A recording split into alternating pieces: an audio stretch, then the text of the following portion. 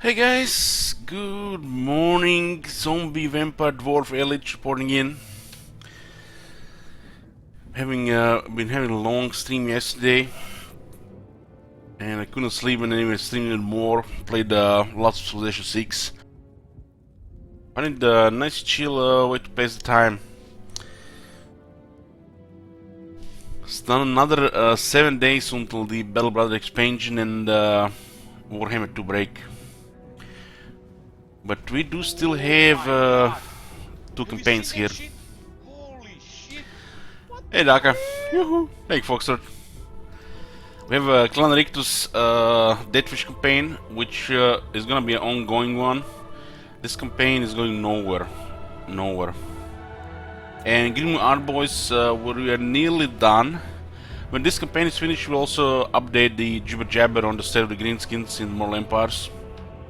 But when it's finished. We have not been rushing this campaign. I reckon if we've been, clicking effectively and rushing and using all our treasury to go military, we'd have taken all of the world in like 150 turns. But I hate rushing. Same Civilization 6, instead of trying to win in the first 200 turns every single game and forget about the other part game that existing, I just like chill build experience. That's why I don't think a high difficulty in that game will ever work for me. Because just it's not that. Yoo-hoo. If a campaign goes nowhere, do you keep playing it or quit? If a campaign has a goal to get a short campaign victory, we play it, even if we get old. If we get too many setbacks beyond recovery, salvage, and would cause ridiculous time loss, then I consider conceding. I put conceding next to probably save corruption. But this campaign is going alright. It's just, a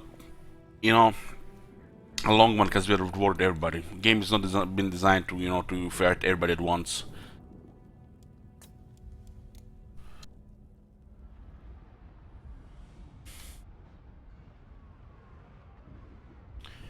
Hey, home run. Let's see if we can finish this tonight. Probably have some Civilization 6 in the morning. We're gonna be finishing up Warhammer 2 this next week. Clan Rictus will continue, but we'll be mostly on break from Warhammer 2 probably for at least the rest of the month, without even considering playing Warhammer 2 in the day.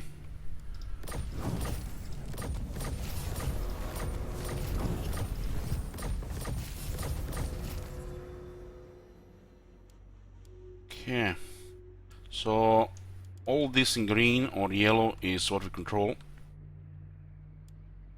This is a long Grimgor campaign. We have still not achieved the long campaign victory. We control 174 settlements. We have lots of armies, heroes, settlements, lots of things to manage, which makes turn take very long. But this is pretty much standard for a late game of Total War, or pretty much nearly any strategy games. Unless you start rushing, the turns will take even over 1 hour easily. And I feel like rushing is not really go way to go about these things.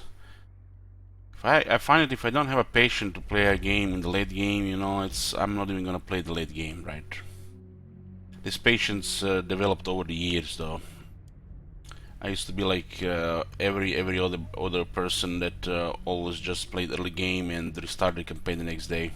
Played as much as possible in one day and then the next day start over.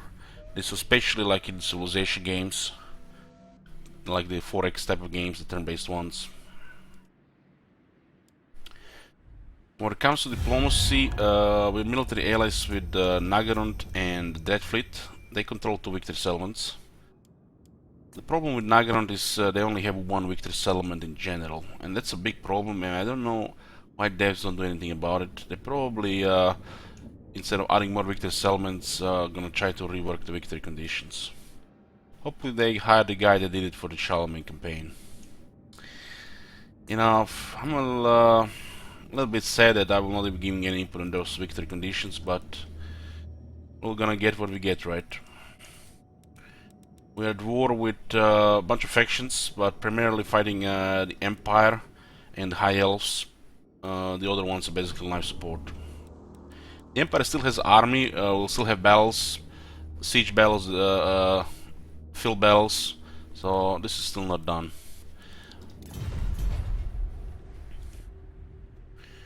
Okay, notifications. Where were we? Grimgor is here. Okay. I don't remember what happened here with Karl Franz. What happened to his army? Does anybody remembers? As I remember, I was planning to attack him.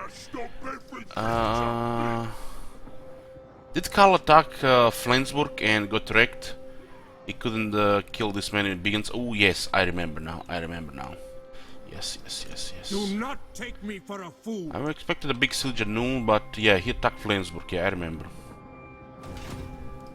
Azak? One of the the Begins arms. Okay, yeah, you're right. It was Azak. And these Begins are highly experienced with armor upgrade. Azak gives them frenzy, defense, speed. And we do have magic and physical resistance, which makes them really good.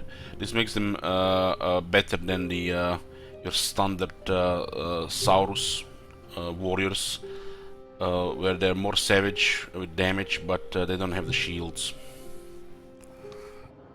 Keep in mind that there is a frenzy here, and their attack is 70, with still 3 ranks, which means they're missing this, which we currently don't even have on the Lord. Extra 8% ward save, 12 armor, and 5 defense. So they would have 97 armor, 47 defense, and additional 8% ward save on top of these resistances. Which puts them to a point where they're tougher with Saurus if you don't add up healing.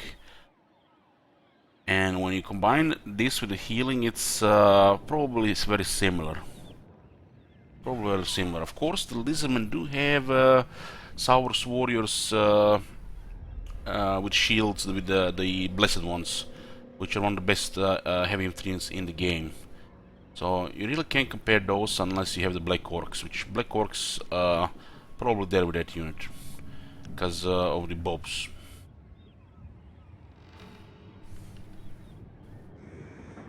Corpse fist.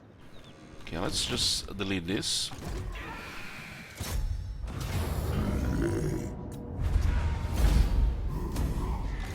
How much was bad loot was that? This is a fresh turn, right? I want to see the Legend of Lords, how much loot it is. It was 11,316. Oh my god! Have you seen that shit? Hold on. Shit! What the hell? Hey, Fuzzmaster. The Iron Hat says no. You're making me angry. My crown forbids me. Someone won't fly that way. Shut off. If you're trying to give him an order which he cannot complete, is a lot of different voice lines, which are not commonly heard. I said no. Nah, don't wanna go that way. My crown forbids me. Someone won't fly that way. The Iron Hat says no. Nah, don't wanna go that way. Well, when does he say lines? You talking gibberish? Not doing that. Was that when you click on him and he's hostile? Or when he's neutral and you click on him? You're making me angry.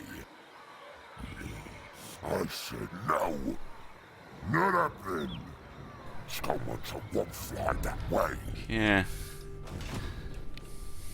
There's a lot of these voice lines. A lot. Where is Wurzak here?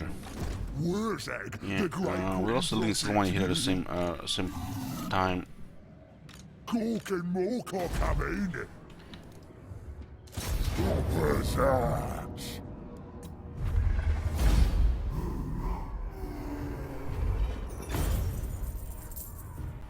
I'm finding interesting how they have the fell bats and the auto resolve somehow kill 7 trolls, which are very hard to kill because they usually rout before they die, but not a single goblin archer. What's more unusual is the goblin archers getting this many kills with no experience, no battle skills, no scrap upgrade.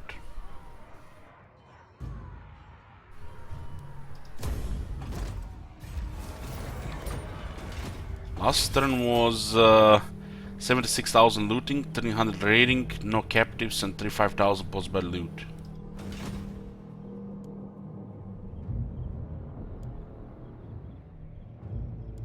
Okay, our allies are taking over this. We have pretty much Bretonia. Clanskar is still kicking. For some reason they ignore Conquata. What makes faction like Marienburg go all the way around and take settlements on Ultuan, or deep in the Empire on the other side while trespassing to numerous faction, and Clanskar here next to a ruin, No time. a Experiments ruin to do. dweller, ignore a capital of the province where he basically survived off? There's gotta be just, you know, the only one explanation, just bad code, right?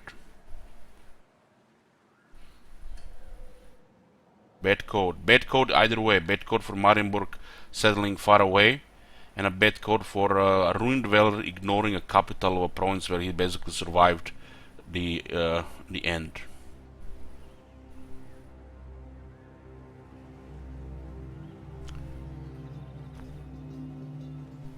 It is true. It is true. In some cases, the range in the outer zone is overpowered, but no, it's not every battle. Trust me, I've done tens of thousands of battles and outer resolves and seen balance of powers in every single way. Since we started outer resolving in 2017, we've seen a lot of weird shit. But it's not every case, touch my cream. It's not every case. And why did I say your name out loud? Let me drink some more coffee.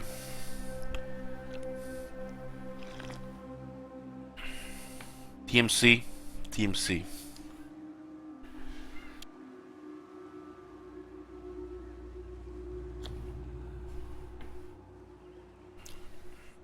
Now this is actually a, you know, the settlements are for some reason restricted to, you know, the old system, which especially makes no sense with the Skaven.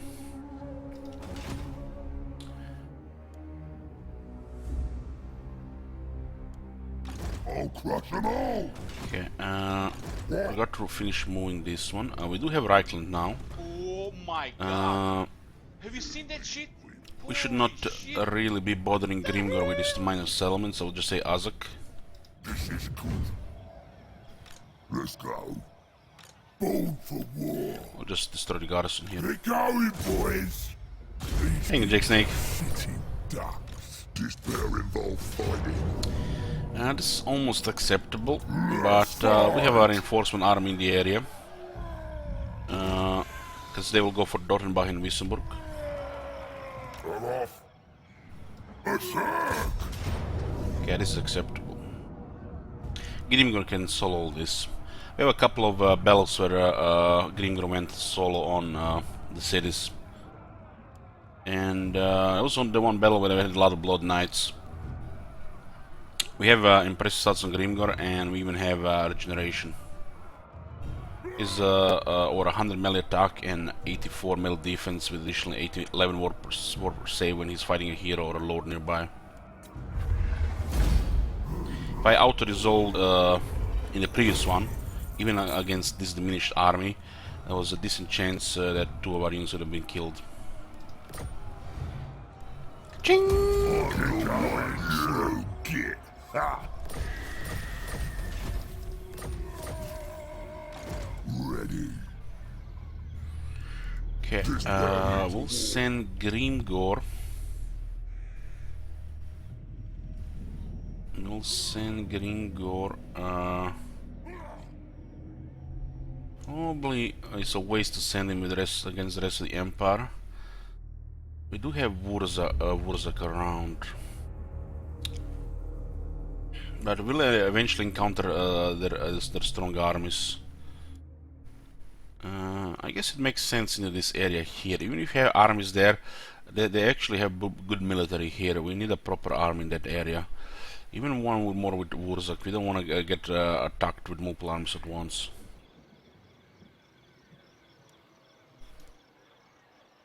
We'll send him to Aldorf. This way.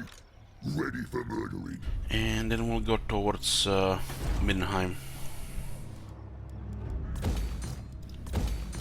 While Azak will take the rest of this province here. Ready. I am true power. We still need Ardboyz. This is my land. Now we're talking. Now we're talking. We don't see zone of control if it's into full war, so we can do this. The tribe's ready. Zone of control doesn't exist if you're gonna go into the until you actually reveal the territory. That's why when you send an army to attack a settlement, they stop once they see the zone of control. It doesn't exist unless you see it.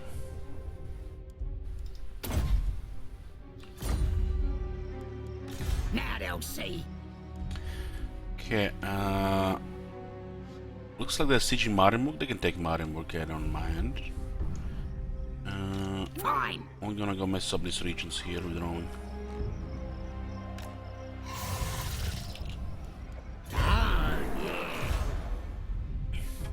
On our Lastrian battlefields, we are fighting Empire as well, Hans Marshal Expedition. We also make contact with the High Elves in Lastria. We are gonna be totally ignoring Ultuan. We have the zero plans to attack Ultuan. We'll just fend them off wherever they attack us. This is a long campaign, so we can ignore a couple of continents. It's a shame the Malekith didn't take it over. We were probably all done with the campaign if he did.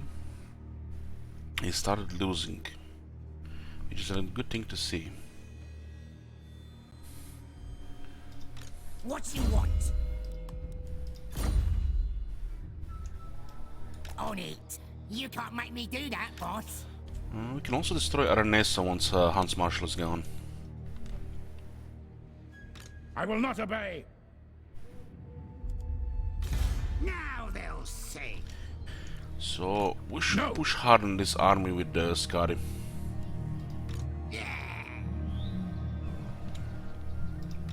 Yes, boss. So what do we have here? I'll ignore We that. have Kalara here. What? Gonna be quick. So let's see if we can wound her. What? Can't kill her.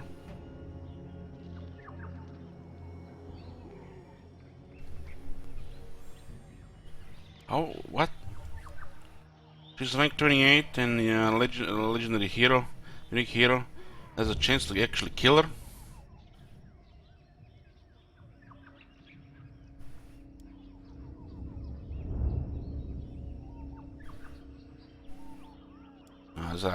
Waking up still. Stab! I just the one that there is like. It's the text. It's the text. Bold for war. Let's send the Bobs to harass this. What you want? If you're using multiple Bobs to harass the same target, always start with the lowest rank one. Because when you harass a target, they get this buff on guard, 20% less chance to get harassed again. Which stacks, but duration, not amount. Might be even the amount, but this is 65%. And this is 71. If I do this one first, then one will have 45. But if I do this one, the other one will have higher chance for the second one to be successful. Strongest. So you have, like for example, two very high rank ones, which is usually between 90 and 100%. So if you use a 91 first, the 100% one will probably not even go much lower than 100% for the second try. But if you use the 100% one first, the 90% one will drop to 70% for his turn. So always use the lower rank first if you want to try to successfully harass them twice, the same target on the same turn.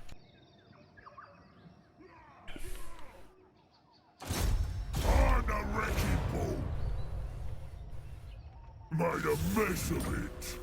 So you can Not see here likely. on guard, one turn, enemy hero action success chance minus 20%. This is still the same turn, so that doesn't mean when you end turn that, that this is gonna be gone. It's turn 174. When you end your turn, it's still turn 174, but for them. So this stays still Absolutely not. when they have their turn. Here we go. Let me out. I refuse. Both failed. Let's see. I'll ignore Now that. it's 2 turns. Yeah, it's still 20%. Yes, boss. Let's get We'll just keep started. urine here When I get there, gonna stab. for some vision. I still think we go down here. They're probably gonna go for Oixel. Then this arm from north goes south. Nasty magic. What we need is breast pressuring this element.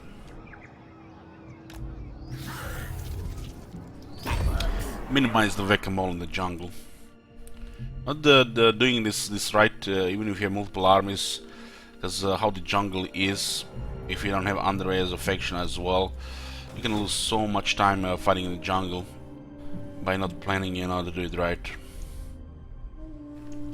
It's probably one of the biggest setback/delay areas of the map. When they're not done right, you know, when you don't have maximum effectiveness of your movement, using it against the enemy to waste their movement, you know, it's just could spend like a 70 turns in 2 provinces. Dogs will. On it. Never. So Tyrion raised the Mako Peaks. I like it. We have to get rid of this. Violence! Look at our scrolls of 115 kills. We have a Trinks of Artillery, which means we can route those scrolls before they ever reach us. And they still get 115 kills in auto-resolve. 28,000 sec on a minus element. Must have had some pretty impressive infrastructure here. Going. Sort of bloodshed, pretty good weapon to put on a giant river troll hag. That the character has a low base attack, but it gets decent melee stats over time.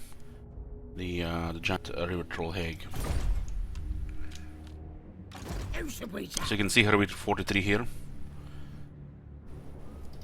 But if we add a weapon like that gives 12 attack, can eliminate her low attack.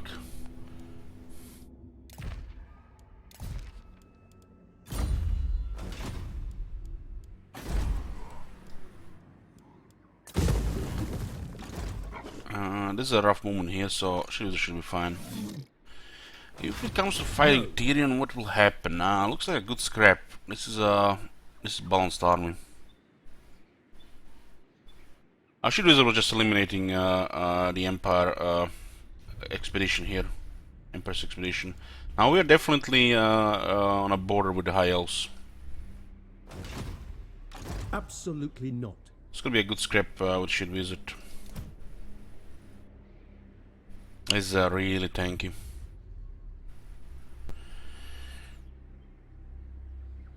Basically, whatever shield wizard can do as a pig, Tyrion can do better, because he's pretty much the same unit, just better. This is a warboard on steroids. This is probably the best thing you can get on a warboard or war boss. It is massive damage, it is effective, it is good at killing characters, some other units, but you can't really compare it to the Tyrion on a horse, which is just better than any orc. Me.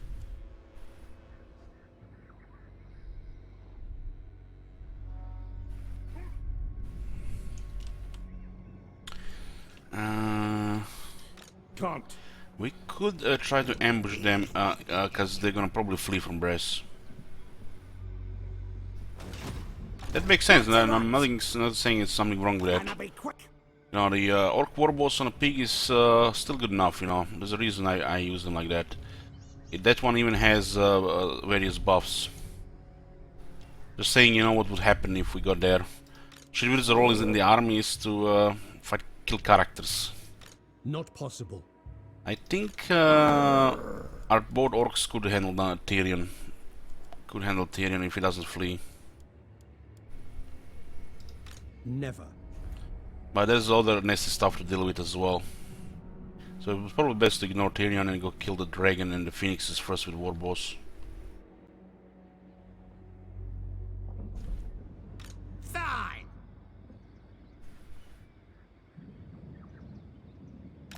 What? Let's see if we can ambush Marcus Woolhart if he goes south. He might just flee from Brest there. One more tier here and we'll get the landmark.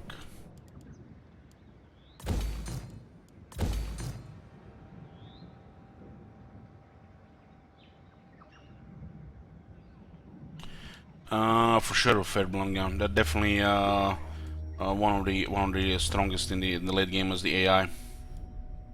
They can do lots of flyers. Probably there with the Skaven. But the Skaven is scary only if you don't plan the campaign wound right. Which I feel like still a lot of people don't know how to play properly.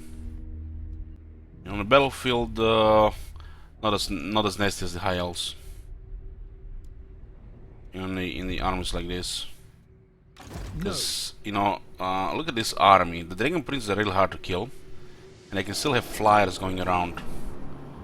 Worst case scenario, have a bunch of archers, several Dragon Princes, and a bunch of flyers. That's nasty AI army. Nasty. It's a market nasty in the Skaven army. The worst case Skaven army.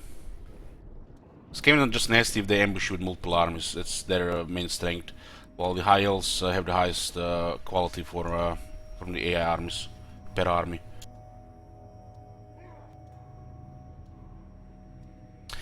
Not password, no. Some of them don't, because, you know, probably get forgotten. Let's get stabby.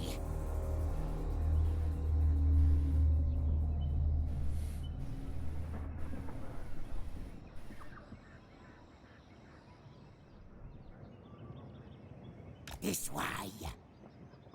Alright, I'm off. Just put him here. Guess what? This one can still get a couple of ranks, but we're exploring the rest of the map. When I gets there, gonna stab. What you want?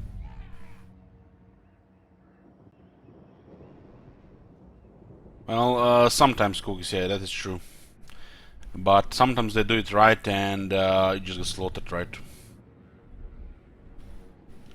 Depending on the battlefield, of course. And if those armies were marching. It's just usually just overpowered against the AI because of the auto-resolve. Away! I can't.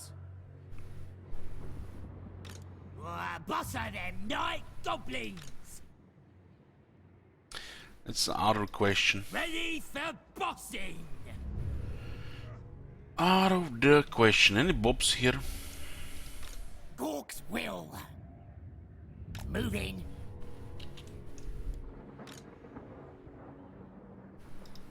Not possible. Killing time! Just be annoying here. Separate some of their armies from the south. Take to me!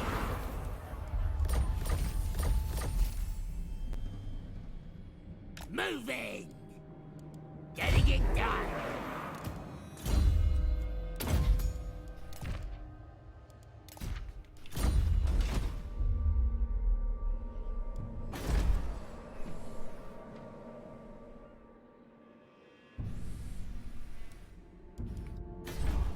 We do need to hold this province, but don't think we can hold this two right now.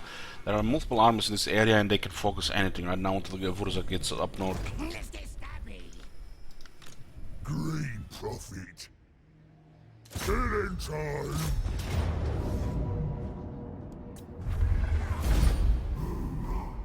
Kill the leavers. Spells time. Wozak. Keep forgetting about Gorst. Gorst will be the last thing pretty much we need on Grimgor. I mean, want. Grimgor doesn't need anything really right now. But having poison on top of everything there would have been pretty cool. Yeah, butchered his skills. We still got enough for the relevant stuff. I has mighty mystic powers.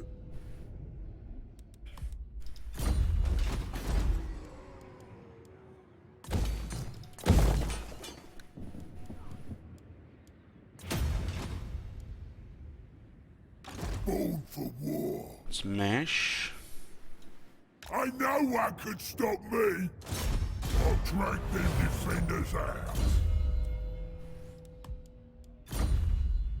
We'll just send Grimgor east, but we can expect. I don't think they're gonna leave. The Grimgor might even arrive there. The campaign could be over in the next 3 turns before he arrives. Yeah, What? not getting Gorst and Grimgor. There's a hard chance the campaign will end before Grimgor gets Gorst.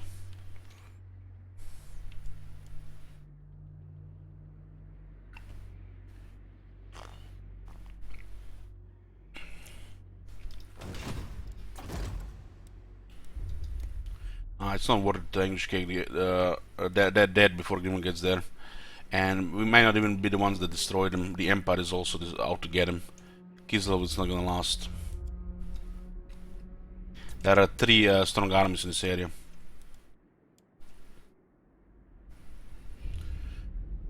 We have 1, 2, 3, 4, 5, 6, 7, 8, 9, 10, 11, 12, 13, 14 victory settlements.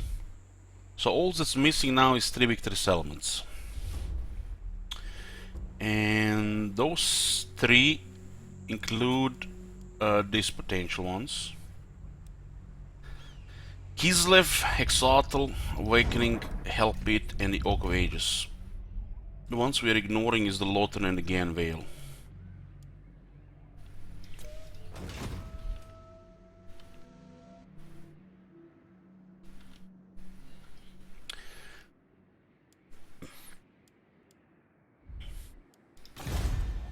Well, I would be lying if I didn't say the early game is not not the most interesting. The early game is definitely most interesting. Like in any strategy game. But over the time you get used to playing you know, the other parts of the game as well. Sometimes, you know, I do enjoy playing a long campaign, you know, just for the you know mob painter also, you know, sometimes it's nice. Get going!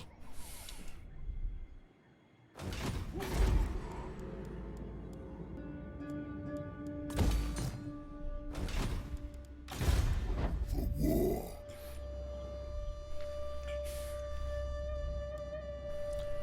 Nagal is a victory settlement.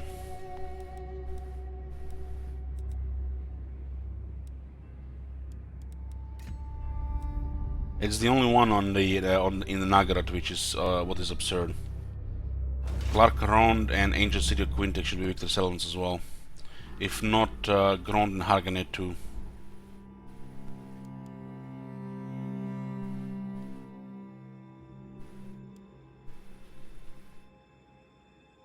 We could take the whole world Marconos, you know, take this, take that. When it ends, you know, when does it end?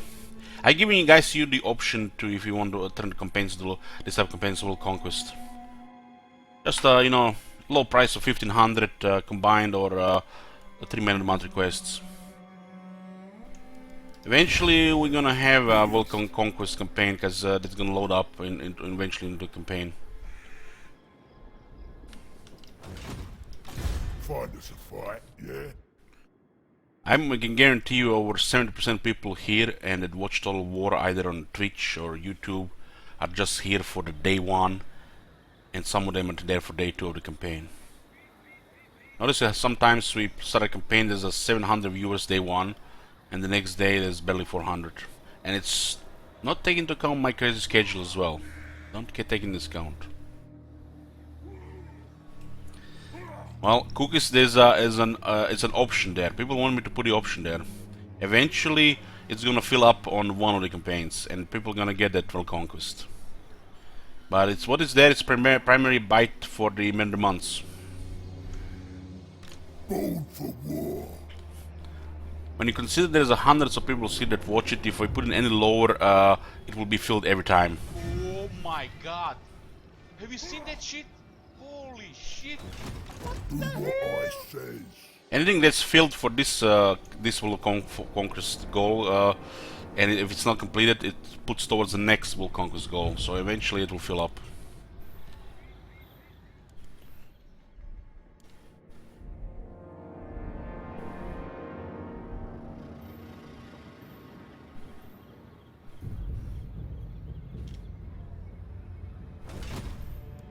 Yoo-hoo! Tribe leader. I'm gonna send this one to Oblast. Better move. Yeah, what?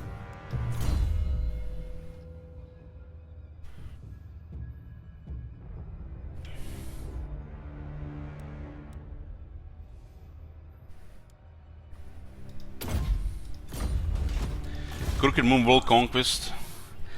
Well, hopefully we never play any regular Crooked Moon campaigns, because they're probably gonna get turned into long, and maybe even World Conquest, just because, you know, you guys memeing. Only the regular campaigns can be turned into long and World Conquest through these goals. That's the restriction.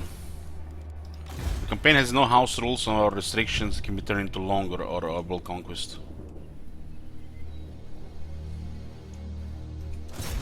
Open sesame. Nasty magic's ready. The Rich Craven Total War World Conquest. It'll take like 6 weeks of playing 10 hours a day. And then I would need thousands of dollars just for therapy.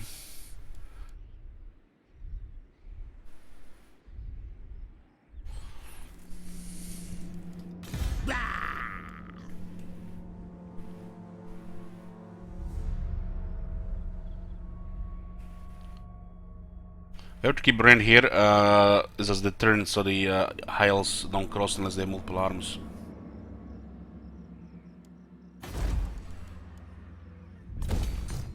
Who should we zap?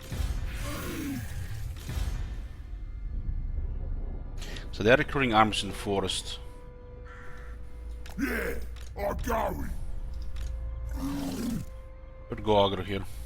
The boys are pleased.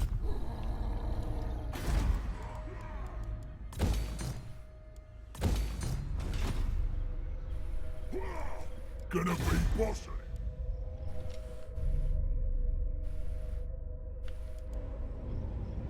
Away! When you're doing something, you know, for way too long that's you don't find fun, or you find exhausting or tedious, it's definitely puts a toll on you. Especially this some of these campaigns. But since we are mixing Clan Rictus with other things, it's fine. All right, I'm off. No. Let's get stabby. Just go. Born for war.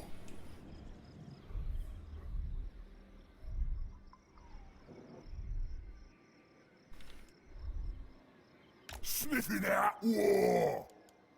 Born for war.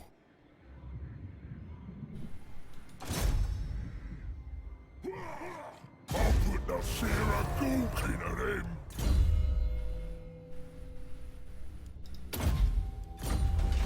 No! Yes, boss.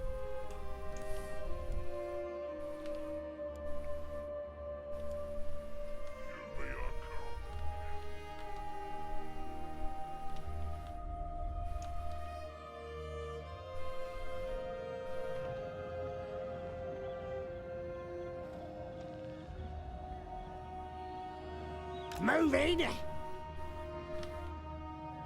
This way. What do you want?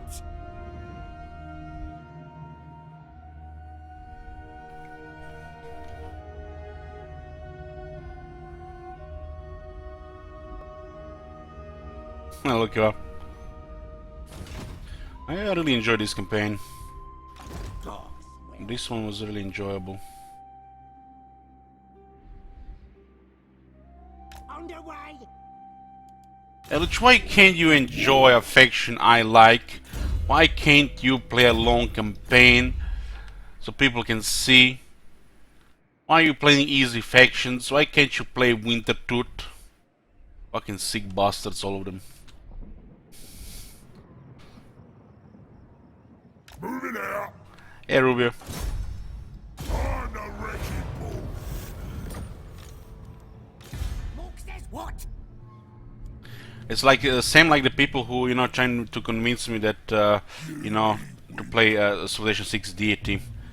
Just because you're gonna get into it, you're gonna learn, you're gonna know the things, but when you see the AI building restricted wonders that buff the tiles around, and they just build them on a single tile, which they absolutely do anything, and you see that just spamming this every few turns, and when you put it on their production to 60% bonus and then into 80% bonus, which happens way more often, it's just massive brain damage. It's an easy exploitable game, but that's not how I want to play it. It's a city builder, district planner. That's what it is. You're trying to do anything else, it's you don't know, not gonna find much more fun anymore.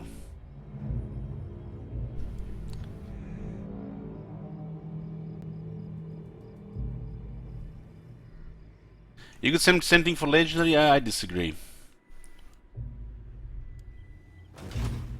Because the AI can win in that game, so it's totally different.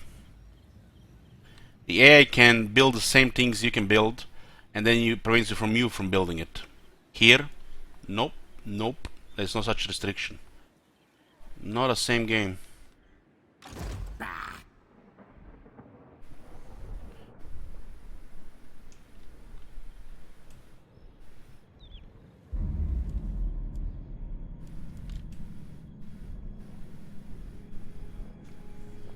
On the way.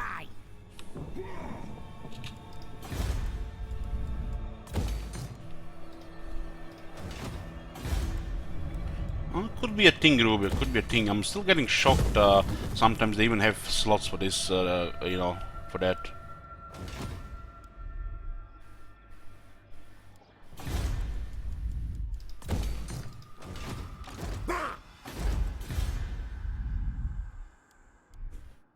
Efjalovic.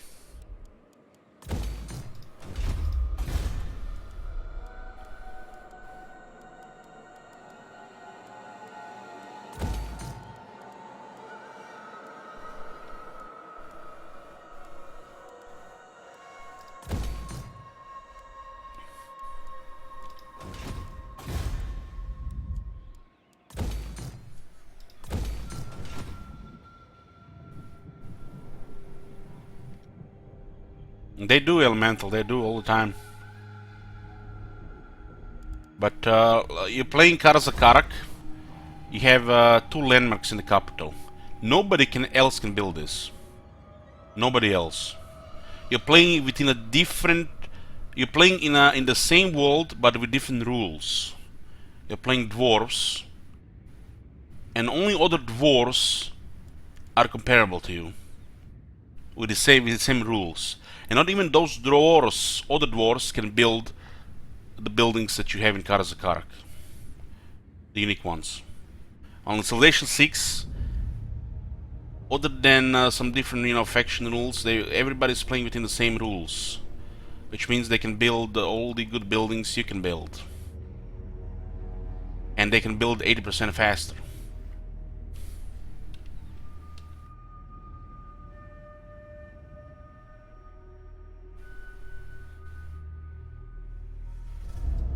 The fact the AI can win the game in Civilization 6 makes a completely different game than this.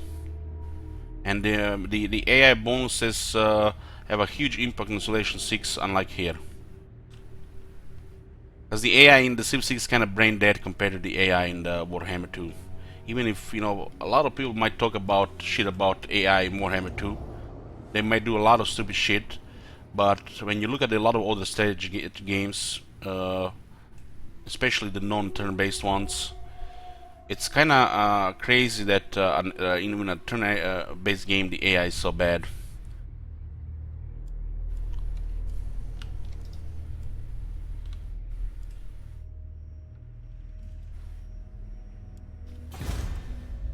Yeah. So basically, increasing difficulty in Civilization 6 totally changes, you know, how you play the game. And when you start a map, you pretty much can have a map where you can't win. It's like playing the highest difficulty with a random leader on a random map. It's gonna be impossible most of the time. Possible to win.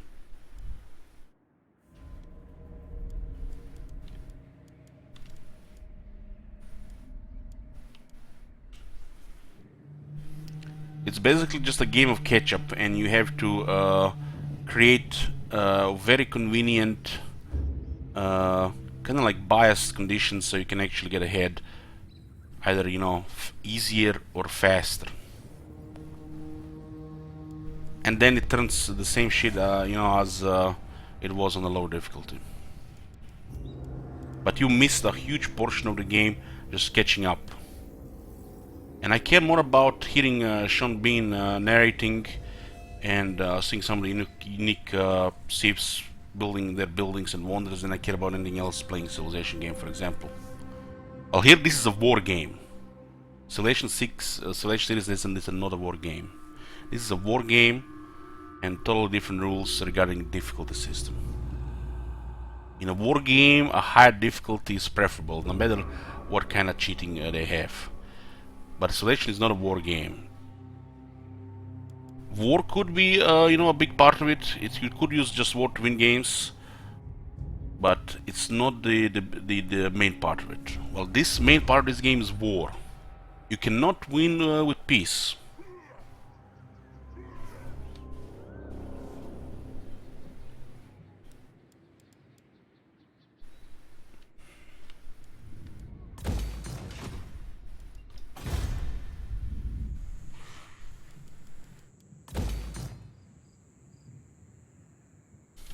Well, total war. If you guys don't know, total war means using the nation's complete resources in every single level of infrastructure, even kids, for war. That's what means total war. Everything in a nation is focused on a war. This does not mean you are constantly fighting battles and, you know, in war, but if complete focus of the country is focused on war. Every level of infrastructure, every man, woman and child, for the country future, for war.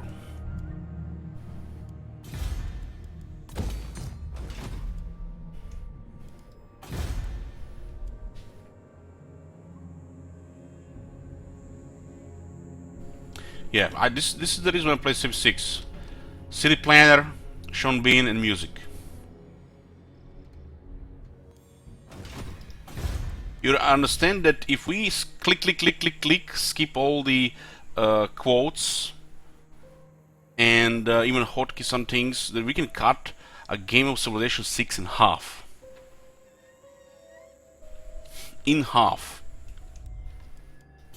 So instead of playing a game for like 10 to 16 hours, you play like under 6 hours.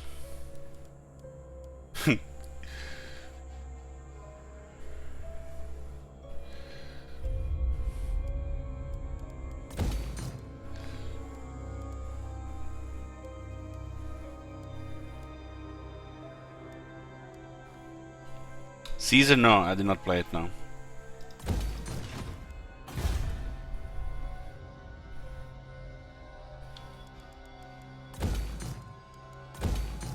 I'll be playing some C5 later this year.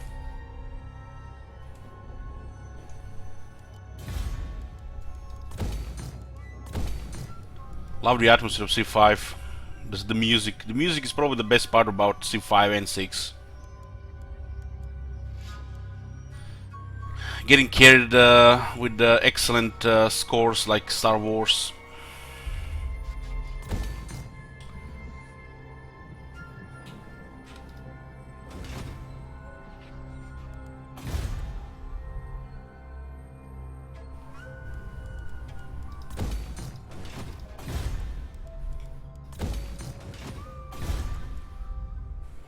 We's the hardest tribe ever.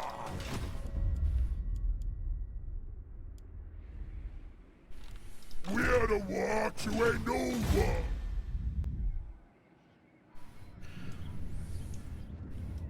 Just go.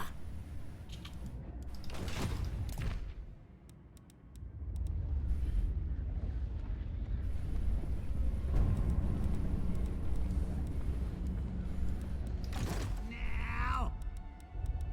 Born for war.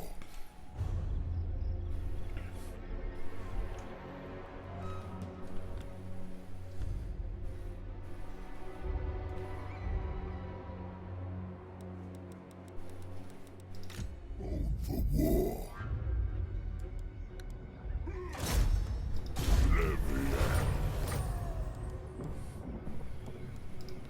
I find the chill nice, nice chill experience. The music is very healing. Let's get stabby. Let's get stabby. Mork says what? It's good for the soul. Will.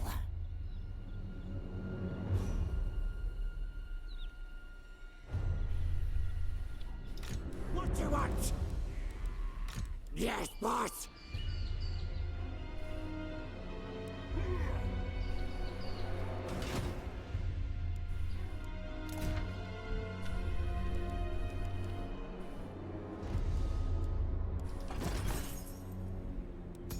I do get bored on Civilization way faster than I get bored on Total War.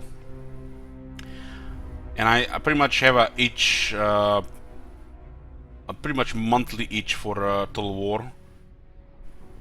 It's like one of the games that I really get into and you know, just take most of my time. While Civilization are always fun, I get bored after like a couple of games, and I don't play them for a while.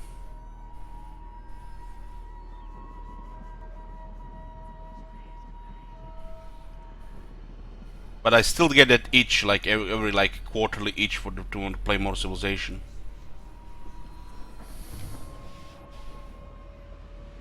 Before Rome 2 was released, I was enjoying the Civilization series way more than Total War. Civilization 5 definitely surpassed the Total War, even when it's in the first initial release. With the first expansion, definitely surpassed Total War for me as a strategy game. Even they're a different one, just like I just enjoyed way more and had more fun in it. But when the Rome 2 got released, I just found myself playing tons of Total War again.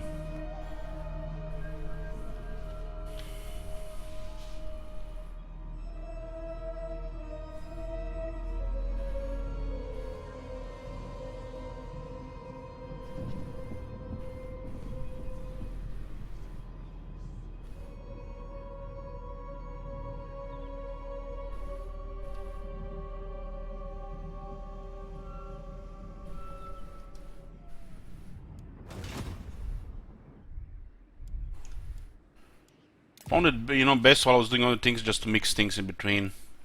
But at the time of Civilization 10, when you had also Shogun 2 and some older ones like Medieval 2, I didn't like Empire. I found myself playing more Medieval 2 than Shogun 2, and way more Civilization 5 than both of them.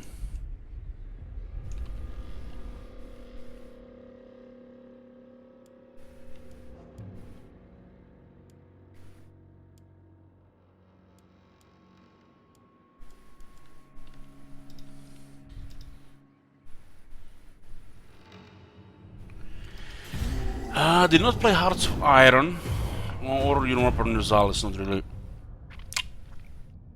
House of Iron looks very interesting, but I'm not that into World War II games. There's something about World War II games that I don't like.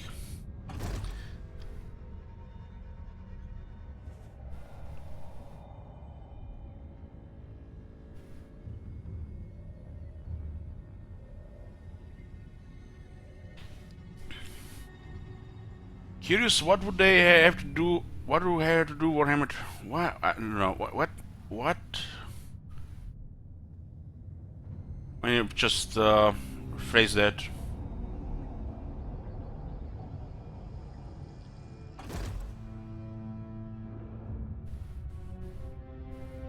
I played a little bit of Crusader Kings, and I was bored since I started, immediately. Immediately, I was bored. No, without even trying to get into the game, I was bored the moment I started. Probably because I didn't understood most of the systems, and it all looked like just a bunch of text and spreadsheets to me. The music was nice though.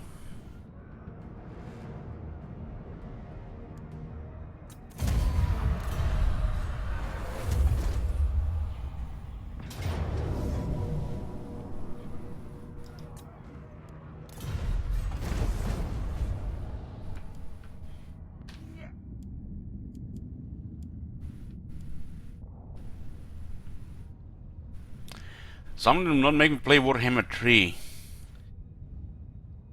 Probably if I die before Warhammer 3 gets released. That's the only thing.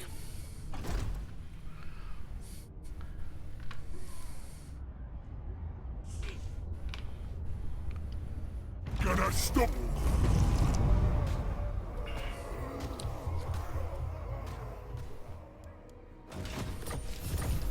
Because the way they're going, it might take years. They don't know what can happen in today's world.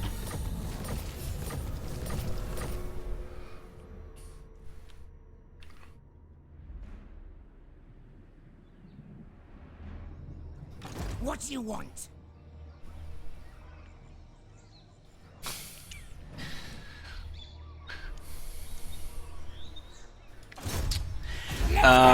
Total Warhammer 3 Neko Power Edition. Total play that. Blame Dick, bro. I would love Medieval 3. I've been having such huge boner for the knights since I was a kid. No homo. And who doesn't like to play with knights? No homo.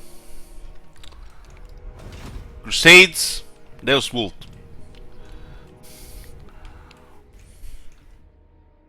It's mind-boggling. It's 2020, and CA is making shooters and car games, and I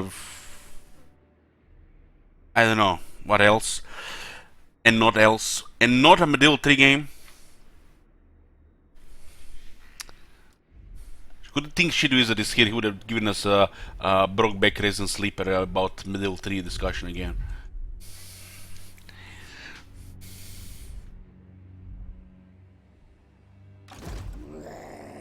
Even if they fuck up Medieval 3, we'll still play it. Even if it's probably gonna be a mess, we'll still play it. Because I do expect some awesome music. Anybody who played Medieval 2, the music alone, no matter how shit vanilla game is, and it is amazing.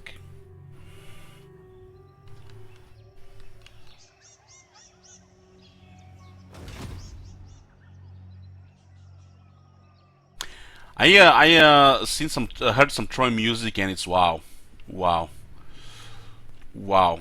Almost makes me wanna reinstall Epic again.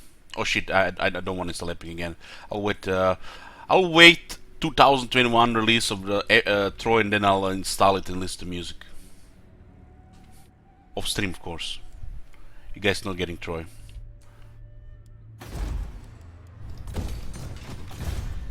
Fist. That's what Mork wants.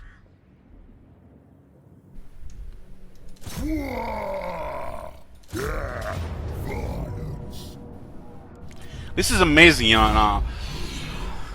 You know, you can put like $10 into the AI and $2 million into Sean Bean. You can put $10 into the game and the 99% into music, God. and it still can be a good game. Who cares if the AI is brain dead when the Sean Bean is narrating stuff? Who cares if the battle sucks and you have weird pants monitor if the music is epic with a hint of depressing of the lost ages? Who cares? I mean, look at the last Star Wars movies. They're all shit, but the music is there. And we still watch it. We still might even have some fun. As long as there's no emo on the screen. It's the music. It saves games, it saves movies. Bethesda knows it. They can make an RPG game, but they can definitely make good open worlds with music.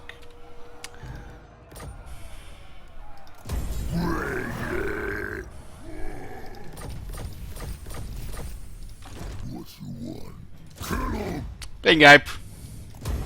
Let's go.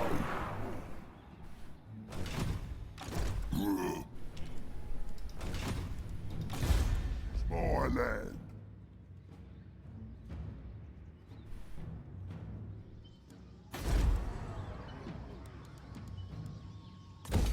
So he's taking Matsu Peaks and we are in range. What the hell?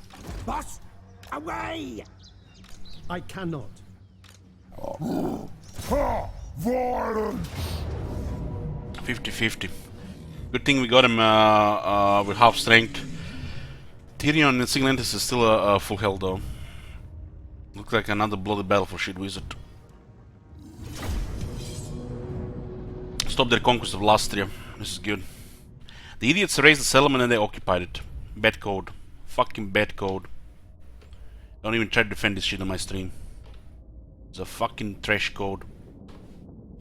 Raising a settlement and occupying within the range of the enemy army. It's like the worst type of brain damage.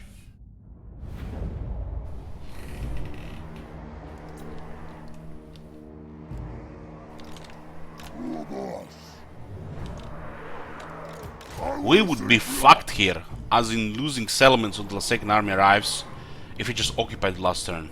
Now, we're gonna destroy his army. Biggest brutally stole. Should be enough to destroy his army here. The war is here.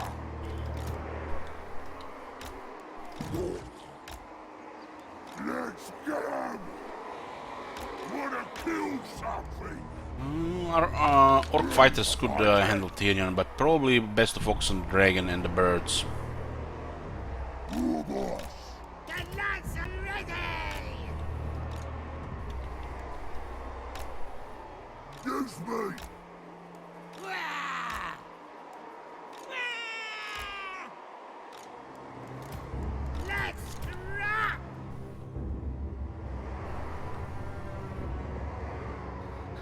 Look, what you doing there? Why you have to go there? Why you have to go there? Ready.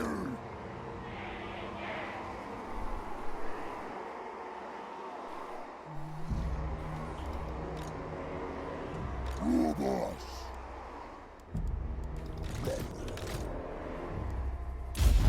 Gonna kill him! Got him! Dickhead! We is gobos! The dragon is gonna be the primary focus on us. We're gonna stick our bosses together. Taking charge. Here I come. They still can do really high damage here. Is elite army with some really strong character entities. What you want? Run, boys. Let's get him. Smash him. Shifty. Here we go. Oh, what's that? Biggest, brutally storm.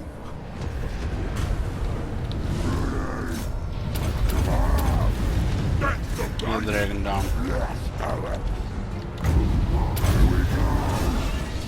I'll do it.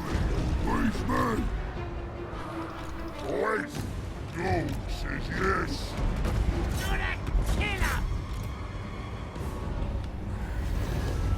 Please, me. Shaman. Ready, boss. Moving fast. Where's the scrap? Run, boys.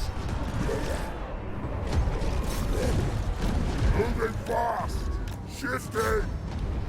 Goods get a fight. Ready. Wherever there's a fight. Kill our guys. Moving fast. Orcs are bust on those big ones. The Black Hawks will win.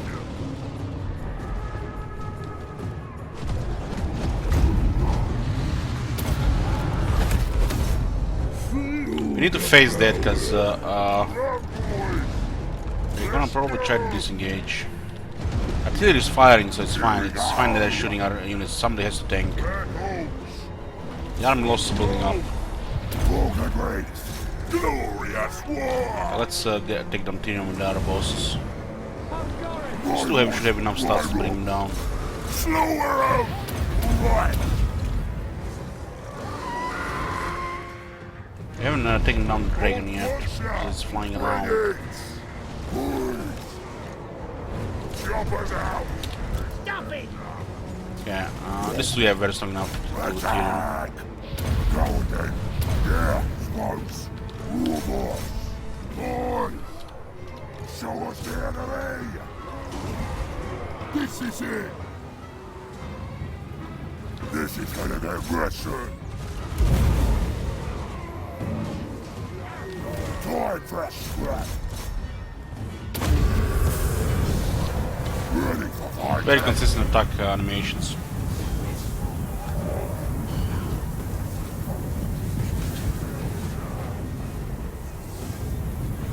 For a door.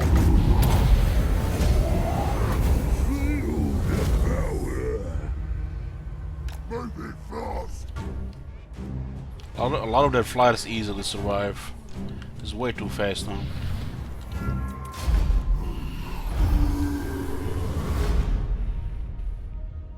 What do you think of the strong so far? It's one of the strongest Grimgor units. It's serious power creep. Probably surpass the armored Chaos Trolls.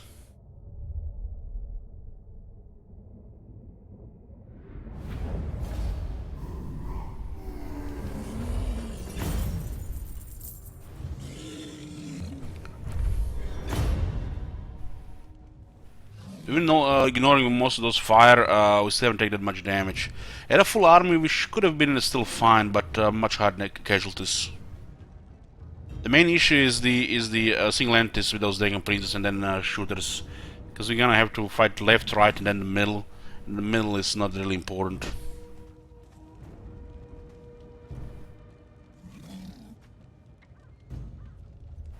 Well, trolls already exist in the game, Davey. And they added one which is the most absurd version yet.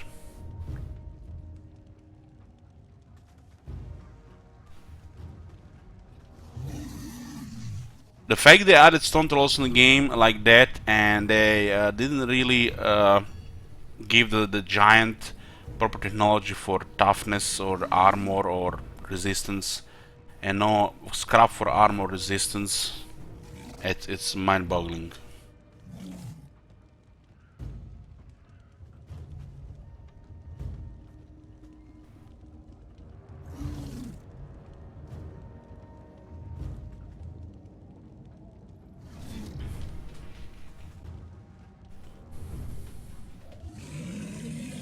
Bobs are amazing. It's just massive toughness and buff for the orcs in the army. With gear it's just crazy. Just go with another character and just kill anything. It's kind of like you have a mounted Thane, but it actually does damage.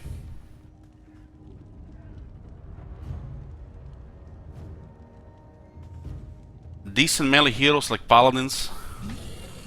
Paladins are just decent. Okay, I'm not talking. I'm sorry. Bobs are amazing. One of the best additions to the greenskins.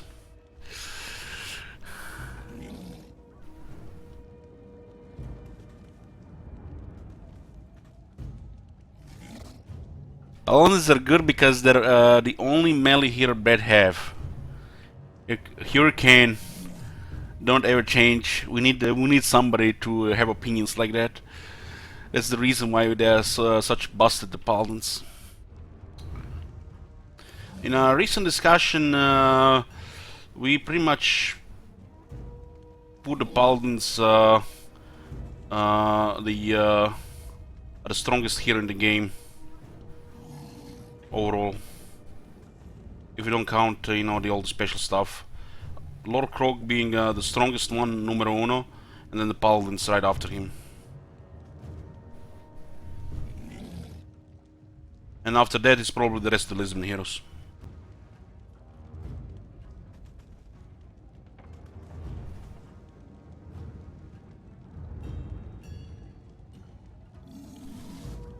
Not just that, Golan, but they can have a colic level toughness. They can easily hit over 50% resistance with some absurd defense levels. And the fact you're playing Bretonia, you have easy access to a shitload of items, which means every fucking paladin is gonna be geared, which makes them even more absurd.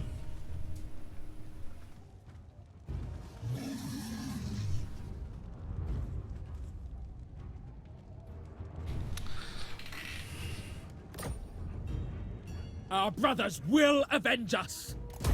Okay, this is our battle against high elves here. Tyrion got smacked by shit wizard.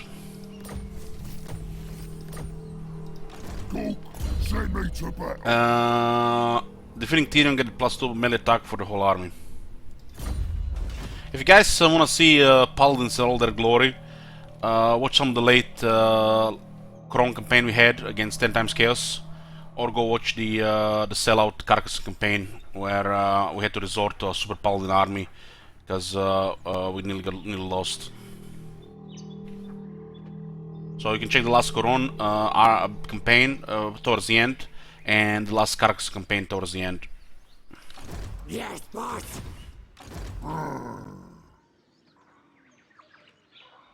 Yeah, the fact the Guardian exists, Paladin next to another Paladin, on top of Blessing of the Lady and 10% ward save. So you know what this means?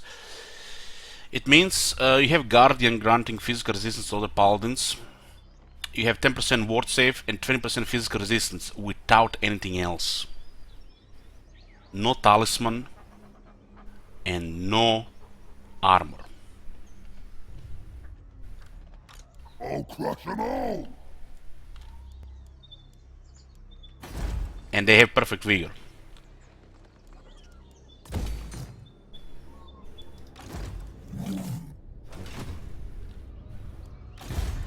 For war.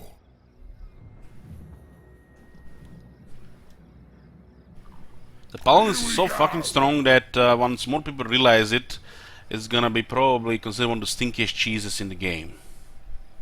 Just how it's the mentality of people. They talk shit about Paladins, and when they see, you know what they can actually do, how spammable they are, and how powerful they are, it just turns into just a pile of yellow shit. It stinks. Born for war. Probably one of the most overpowered thing in the game as they progress up the ranks.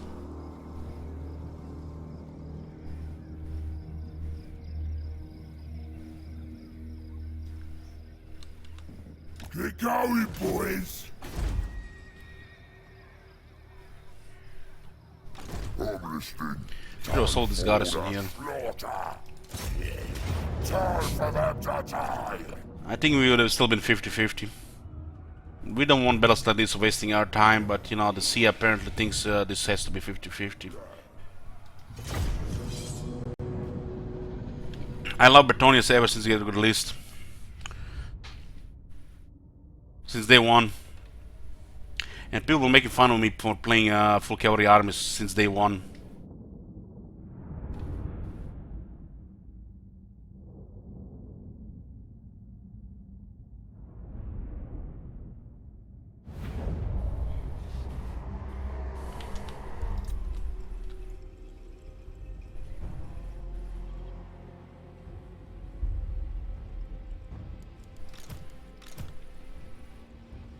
Some factions just have very powerful heroes, and this is, you know, like their team.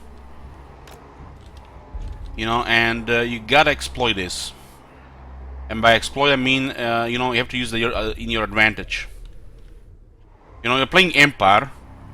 You know, you're not gonna put Empire captains in your army. They suck in the armies. You're playing Lizardmen. Every fucking army is gonna have like 3 heroes at least.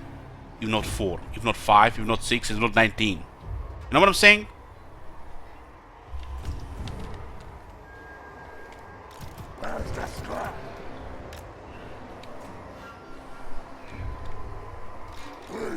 Then there are some of those heroes which just, you know, are good, you know, to get the shit going, like the White King. White King is probably like the most solid hero in the game without being overpowered or weak. It's like, it's just solid. And it's unlockable early. And he will get shit done.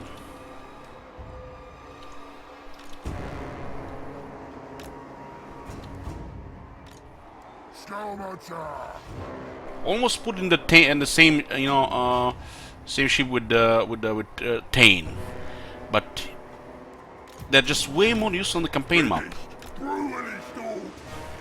While with the Lizardmen, when I'm building my Lizardmen heroes, especially since my last campaign, it feels wrong just to specialize fully on the campaign, because, you know, I might just like, fuck this shit, I'm gonna put 19 heroes in the army.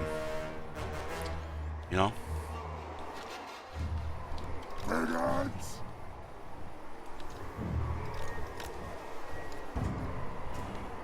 knows what to do.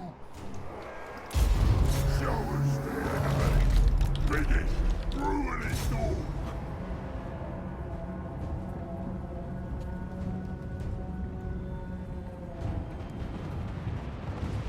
What's wrong with the metal mages?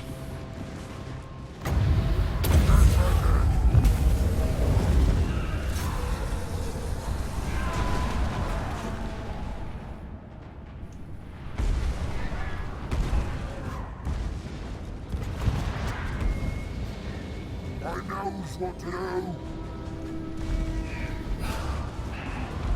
Metal is in a pretty good shape. It's a decent magic to use. The only thing that's wrong with metal magic is the Setting Doom doesn't register kills. That's the only thing that's wrong with metal magic.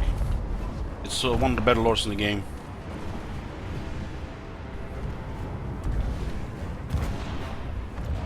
Wanna kill something? Usually, when somebody's talking shit about stuff like metal lore or lore of the beast, I usually start to take the hint of some vortex exploits in there. Stop it, I know. Making, you know, their whole game plan about a vortex, like in Pit of Arcade, I mean Shades.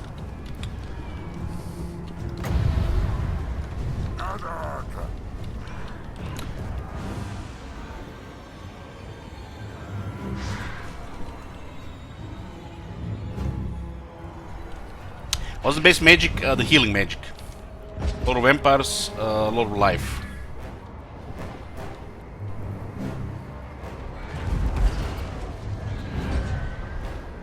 Let's get some. What's the worst mage in my opinion? Little Vi and Death.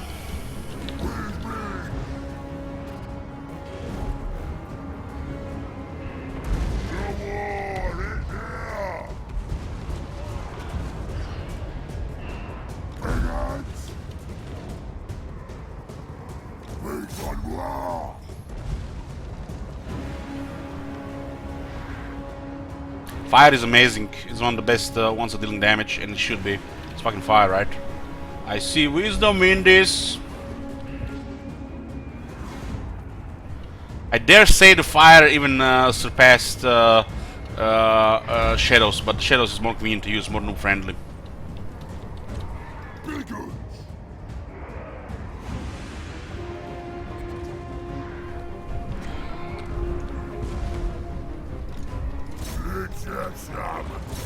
Where's the sweat?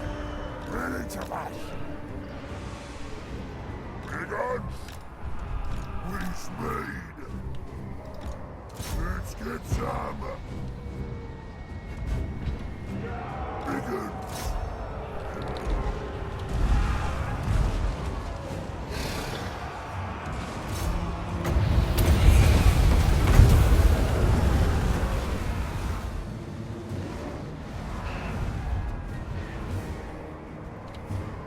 We are the great time.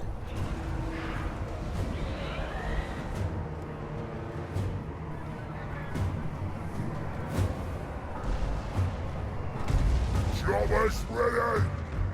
Moving fast. Big hands. Ardboyz.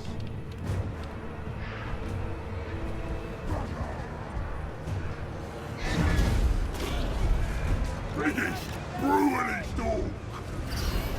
On the move. Killing time.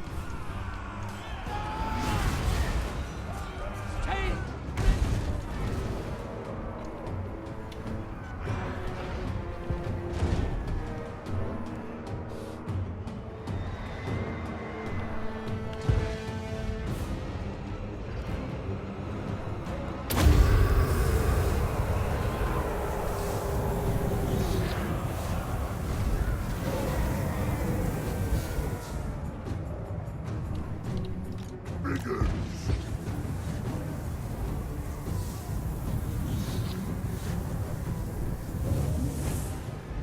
Shifting. This is it. Moving fast. Biggins. Shifting. The fight.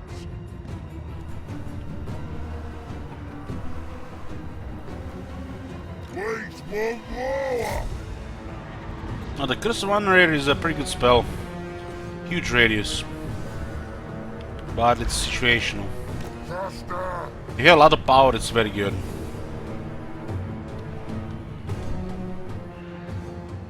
Ground says faster.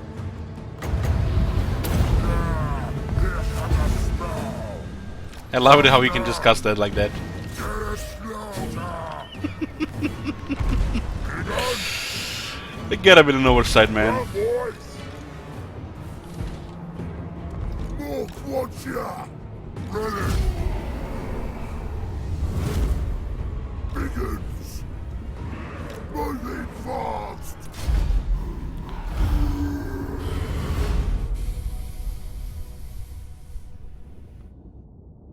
I remember time that combat did 0 damage. Yeah, that's a bug with rain.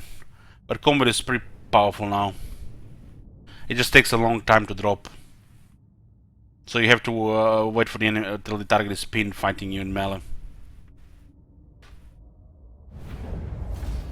What about lines of crystal expensive but so shit? They like attack. So until you get master strategies, technology and experience, they're not gonna be very impressive. But it's I have to say it's kinda a multiplayer unit. Played a couple of multiplayer battles in Warhammer 2 early, and I was playing against Skaven, against another viewer, and the White Lions like just killed all the reds.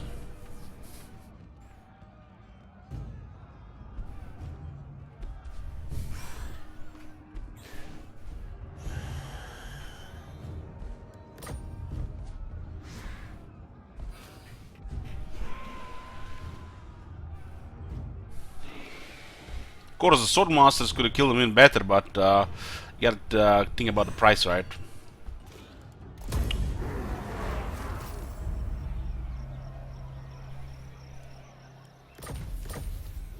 I am true power.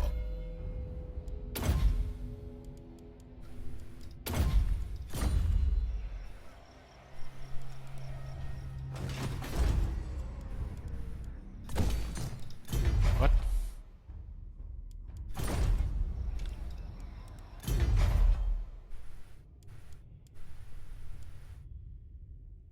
Street racing circuit?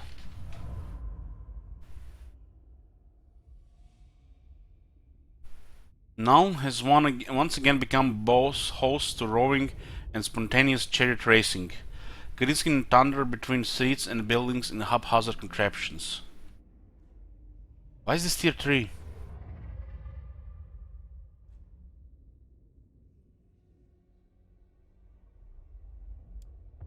Takes 4 turns and 3400 income. It's probably 4000 we have it reduced by to 3400. Should be like tier 1.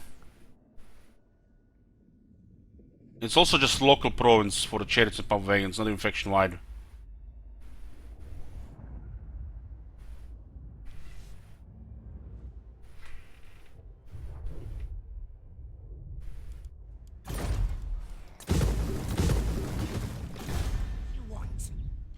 It's another shit landmark for the greenskins. I guess it's just cool to see it, but as you know, see what it is. Like look at this landmark. This landmark is absolute trash. If you build this landmark, you actually handicap yourself in this province.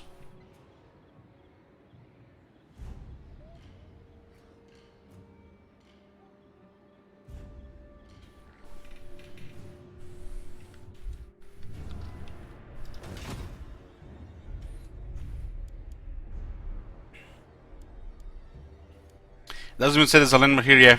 Doesn't even say.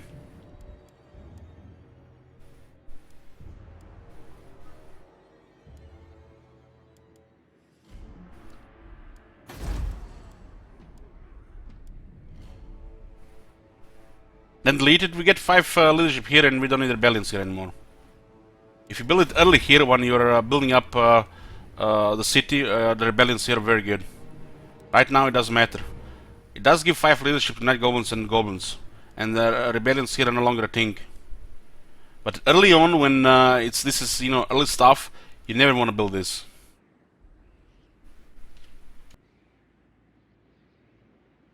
The rebellions among Goomba are a very good thing for the greenskins, but right now it cannot rebel anymore. And we do get some leadership here for the garrisons and stuff. When it matters, it's trash, just a handicap. You have a raiding stage here, and you have the horde, and you're usually gonna have enemies at the border, so you wanna get the walls, right? Garrison. You don't wanna get public order, and then you just farm rebellions among Goomba. It's amazing.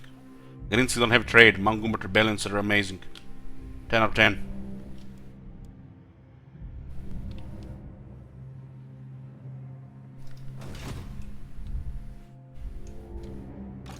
Night Gobbo Warboss! I'm gonna get a coffee. Need another coffee. Cork and Morkor coming. Nasty magic. They didn't move here, huh? What? So they went for Oixel here. You me wimp. This magic is real.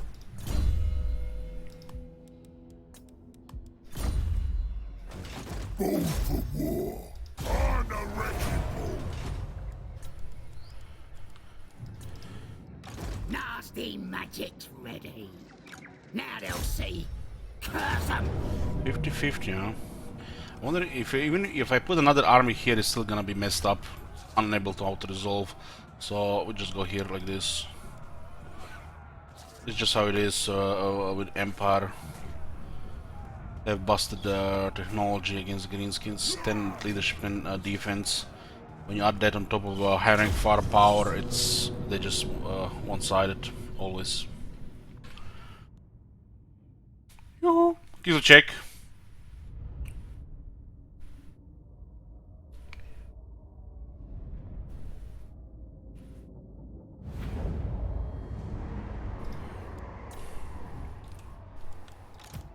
Lads are ready.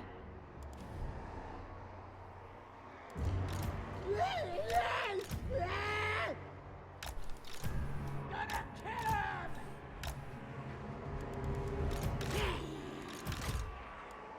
Watch, Simon. Ready. Yeah, Doom has a lot of armor. Even they just have better range. The rate of fire is just so strong. This is pretty much a quality army.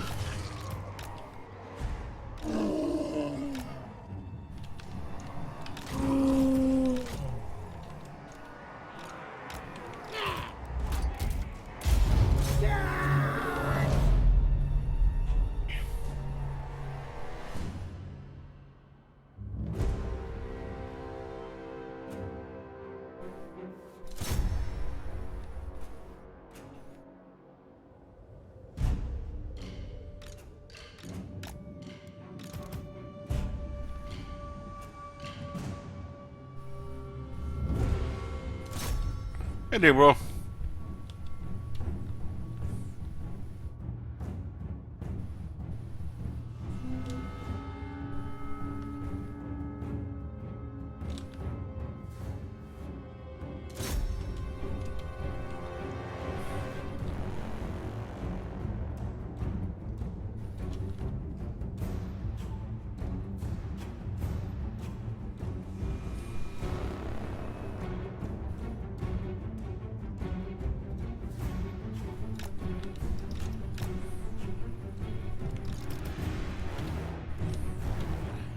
They have a couple of guns there.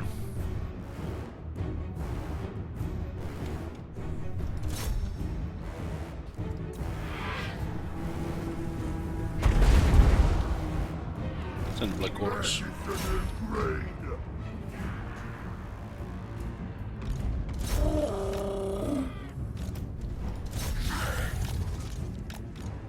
Mork wants ya! We is better than them.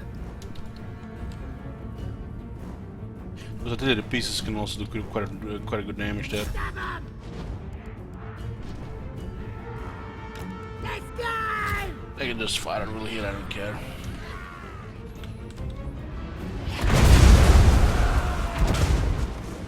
How's it been going? We need 3 victory settlements. Almost over. I'll kill him in magic! No lava spiders. We have one in Grimgor's army. We only had one biggest wall trophy.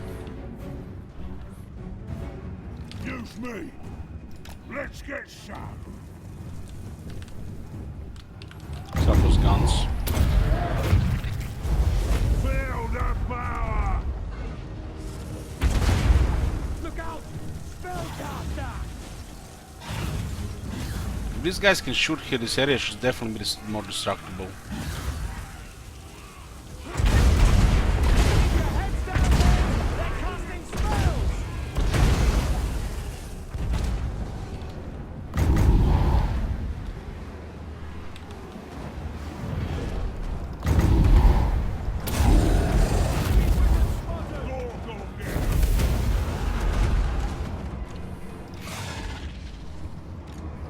Shifting! On the move! Hey! Everything! Let's get these babies closer and shoot over the wall.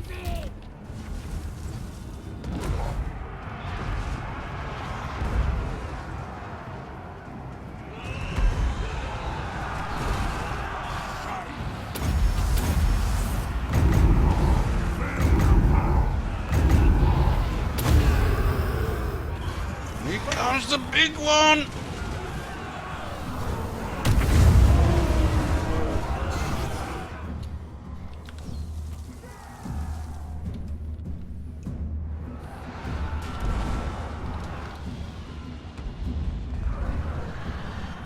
Should destroy that Luminarch. Doom Divers are very good at destroying Luminarchs. This handgun is a little bit problematic there. We get closer.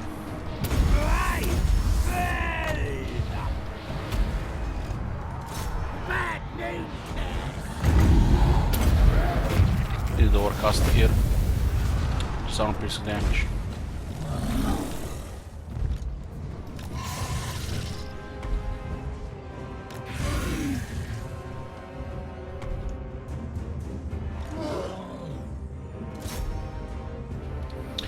Giant should not on the outright, should send the spider. Spider has also some shots.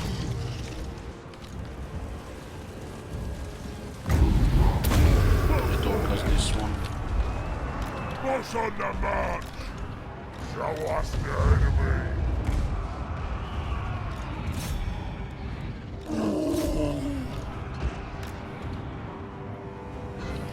Where's the Luminarch? Here, sniping boys, sniping boys. Doomdivers are excellent, strong Luminarchs and steam tanks. Don't hit the tree, please.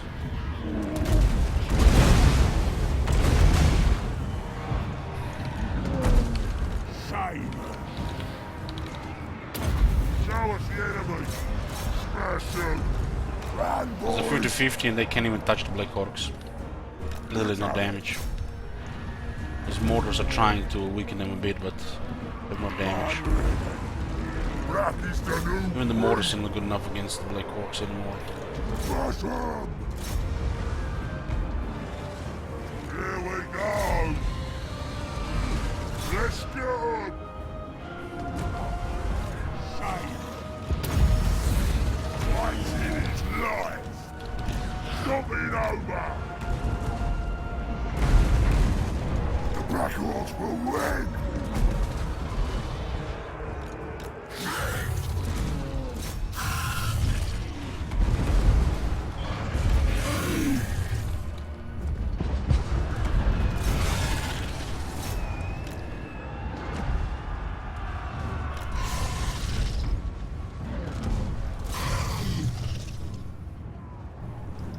Both one shot!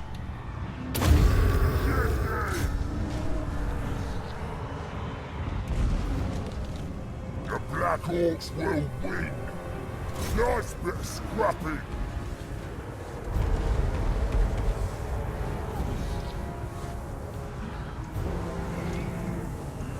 Wait for more! Rip out their throats!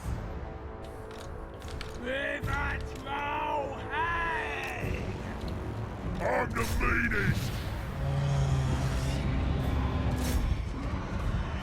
Yoo-hoo! Chop them up! Not a problem! Simon! Black Orcs! The Black Orcs shall win.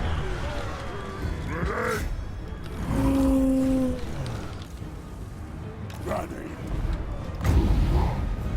For good measure, give them the last one big food.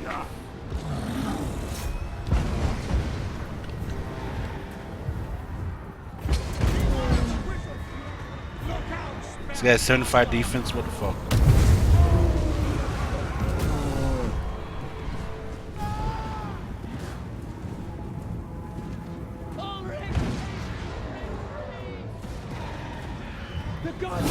Chan missed 3 out of 3, huh? Where's the scrap?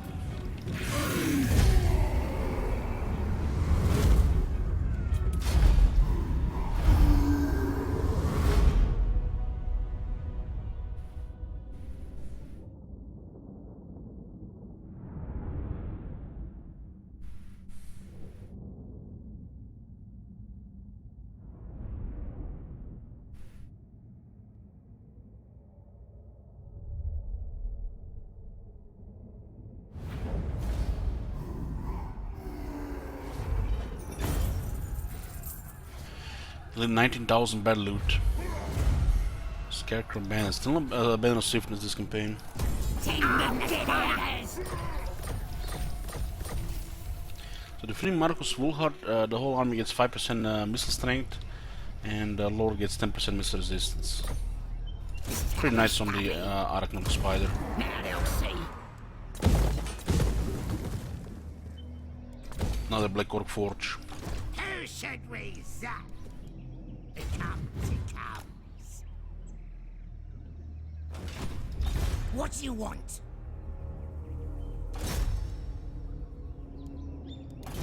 This way. Bork says what? Away!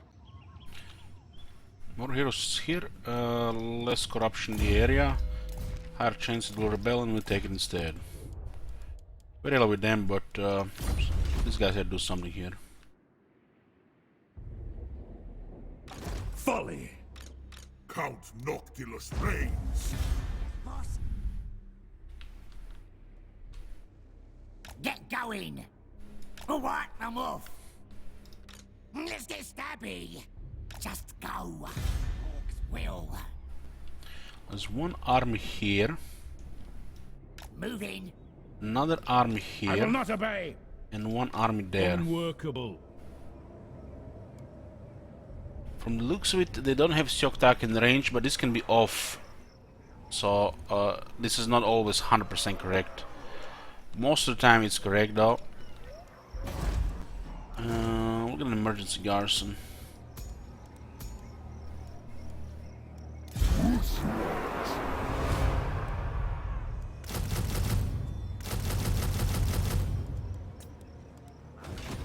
No. Start the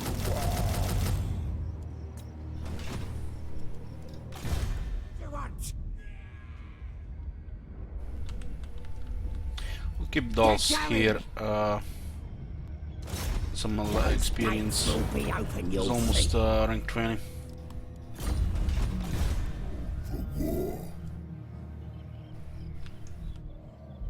Get going, boys! This is my land.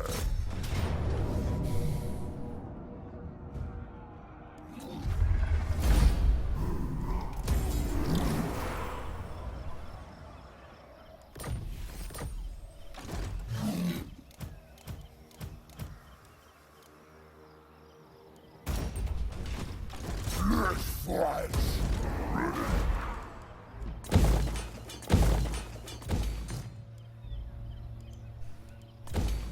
It's another raiding stash.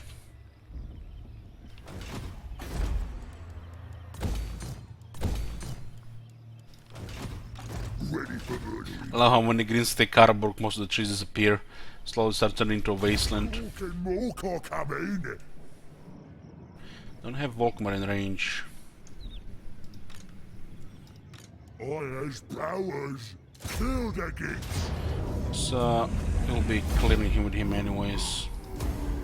Go in, green prophet. Where's against one of our main armies?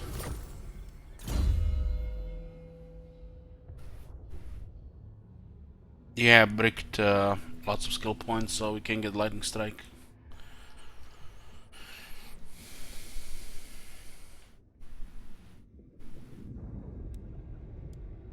Beast of Gorg is 1 point while the Ardboyz is 2. 1, 2, 3, 4, 5, 6, 7, 8. They put 8 points here, there should all be 1 point to unlock the Arcane Conduit. Especially Gazemork. Ardboyz should be here and the Gazemork here with only costing 1 point for this guy.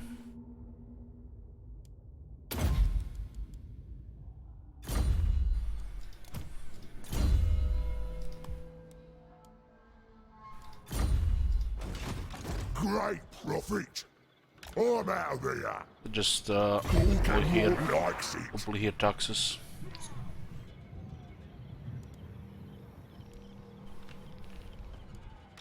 No. Wah!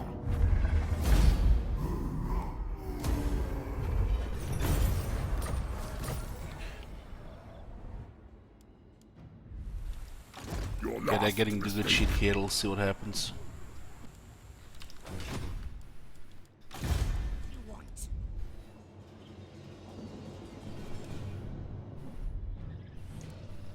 One more rank here. Instead of getting rid of him. for war.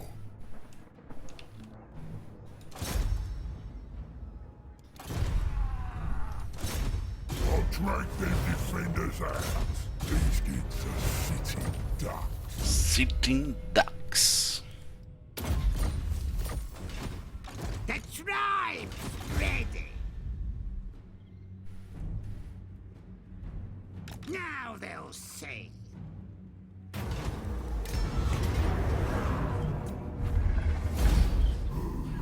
Which battle is this? 1200.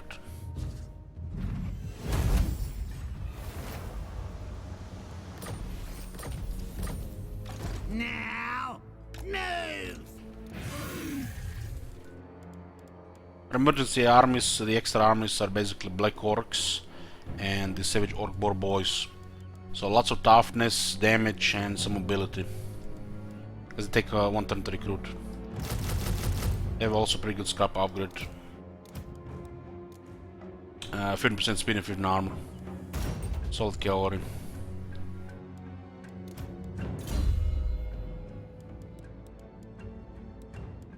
And the battle skills are very simple. Riders, the boys, and the Ardboyz.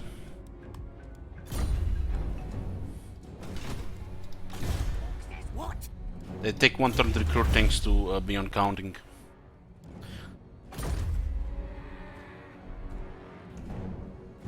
Gonna be quick.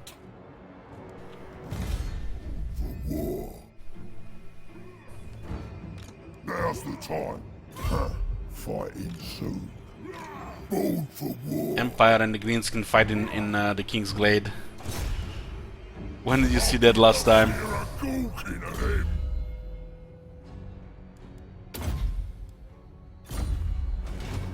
Let's get stabby.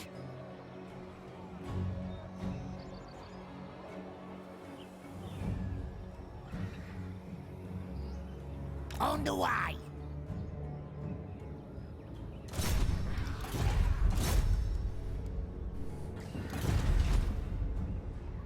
These guys actually hate Reichland. Strongest, meanest, let me out. Start the war. Get nasty.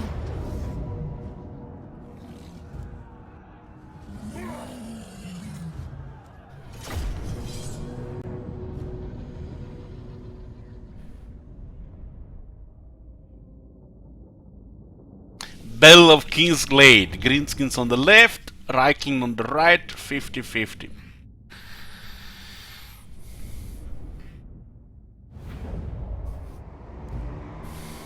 Oak of Ages is one of the victory settlements. We need 3 total.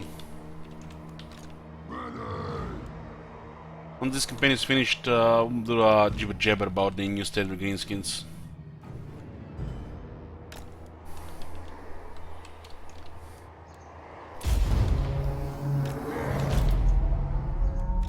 Please, me.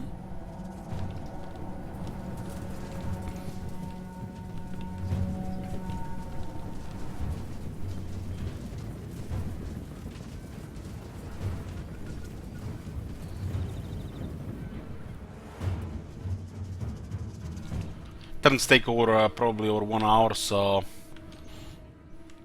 still lots to go. Should Wizard says here's another Battle of King's Glade in a screenshot.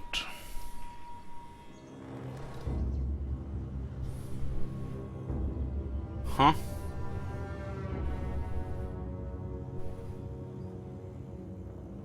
Hold on. You got ambushed by the Beastman, and it's not a beast pet, but instead you're in Nagarond. Get out of here.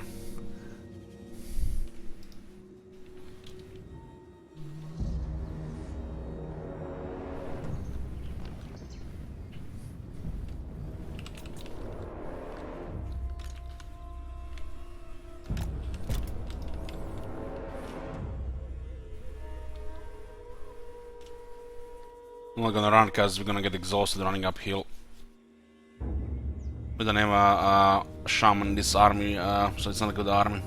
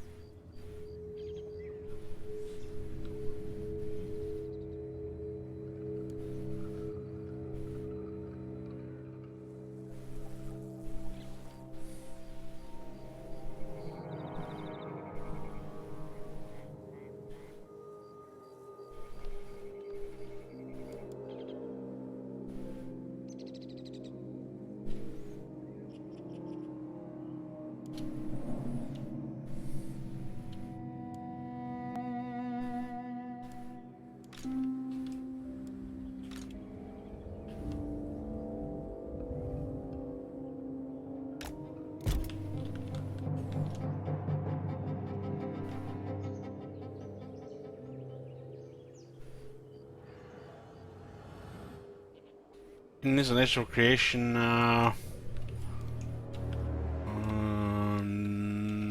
No idea what it is. So right now, no, really not. English cake.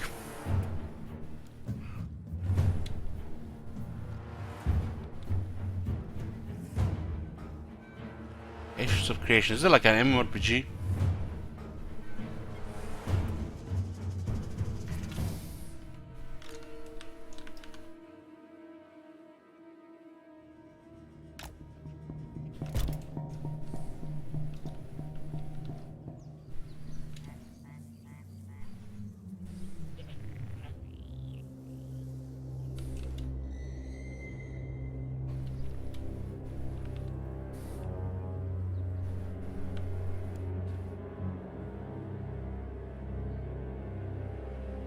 Don't really care about MMOs. Just boring.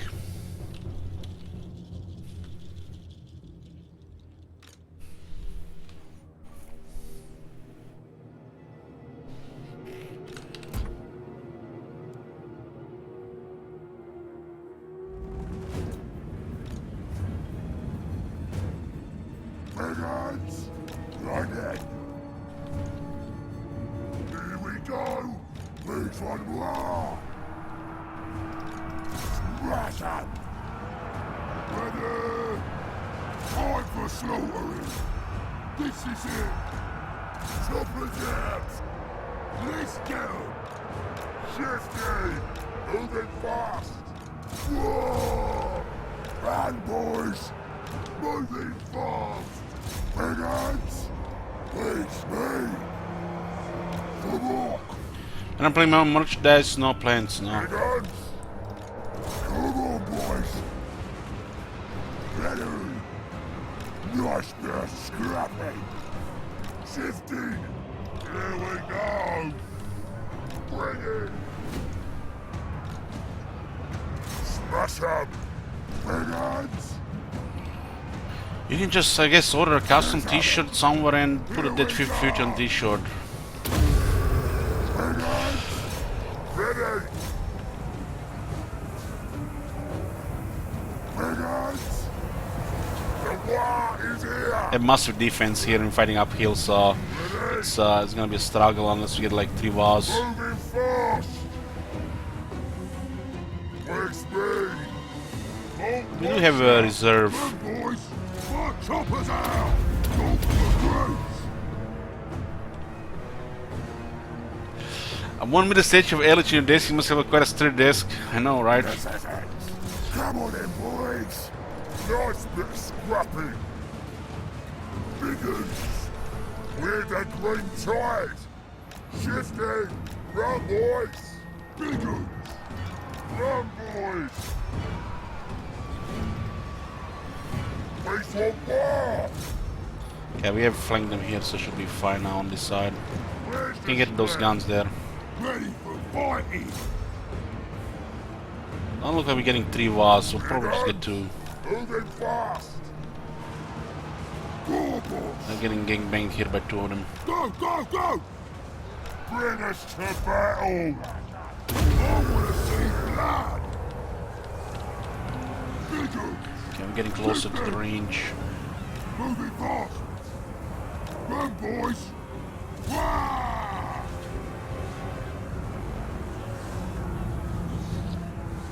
Bill's bad man should visit. Let's go! Yeah, Warsaw Thread is pretty amazing in Dort. Watch ya!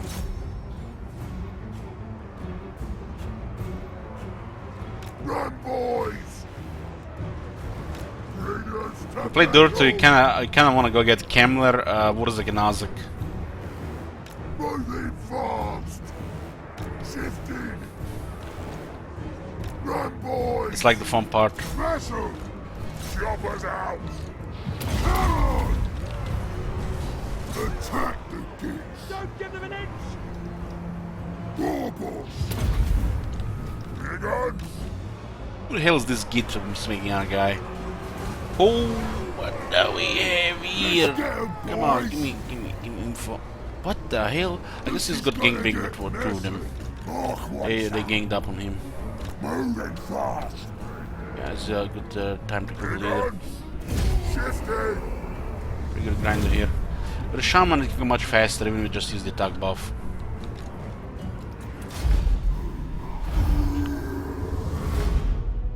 Yeah, welcome. Yoo-hoo. Elmagor's, of course. Poison Metal Lord's amazing. No Dark Iron Dwarf Warrior. You know, I get into WoW and then just 30 minutes later I just turn off and I wanna uninstall it. It's not a very interesting game anymore, but it's pretty good music still.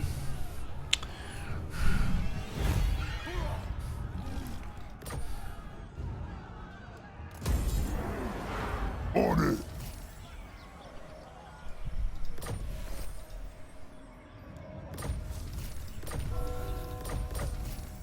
Now's the time. Okay, the Empire is out of this area.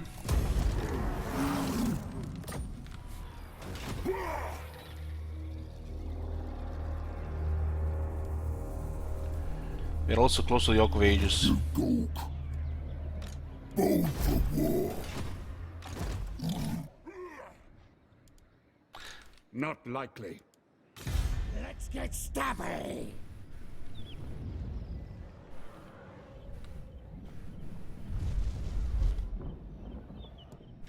Just go. Cease. What do you want? Gonna be quick. Unworkable.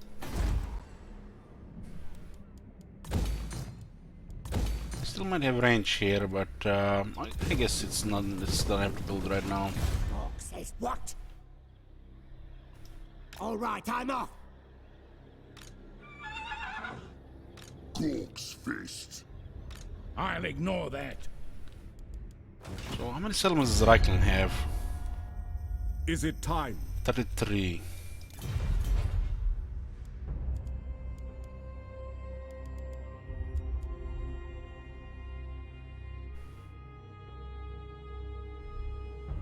Now they'll see.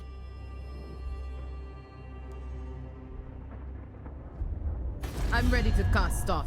This best be quick. I'm gonna military alliance with her, so we would not need to destroy her. If it's like the last thing to get.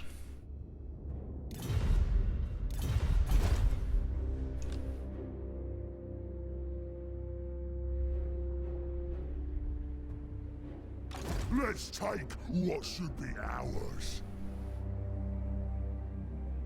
Do not mistake me for the fool.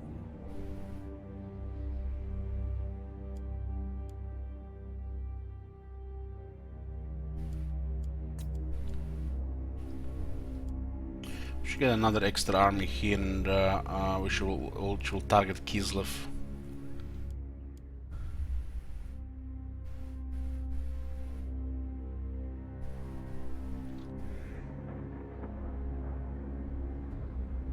Night Gobbo Warboss!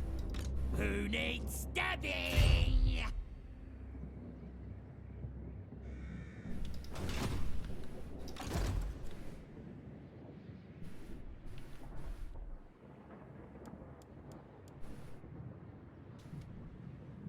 Unachievable.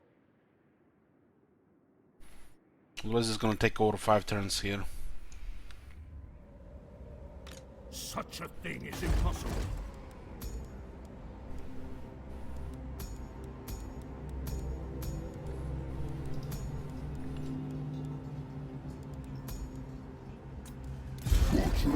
Let's go.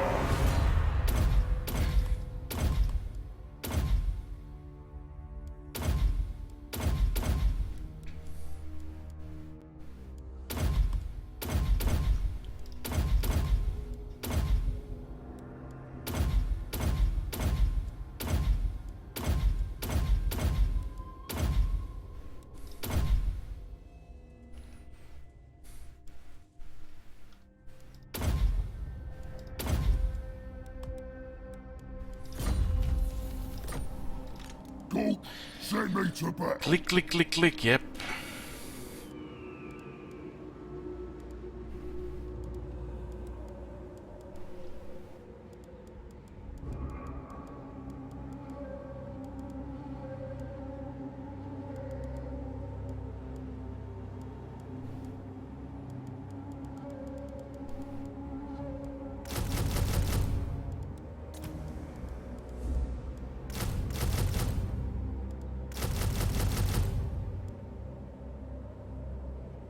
It's gonna be 2 turns no matter what, right?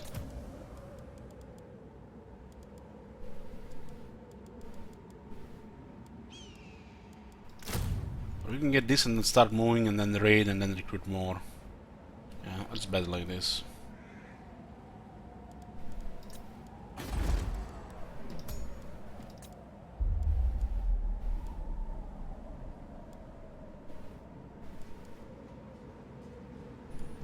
Use me.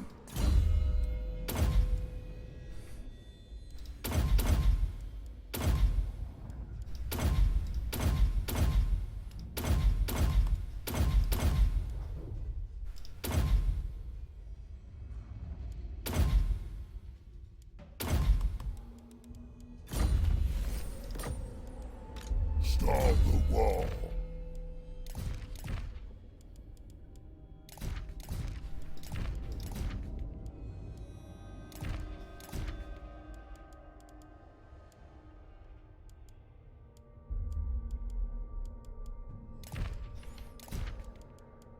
No followers for moment. I just put the whatever right now.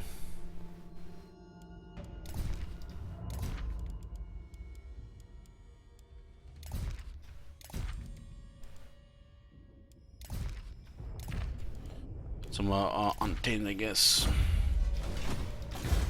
For war. I know what could stop me. Mook says what? On it.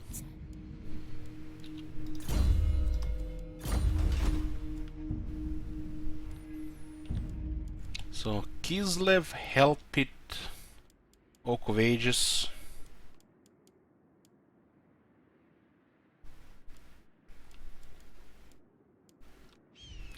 We are very close to all of them. What you want?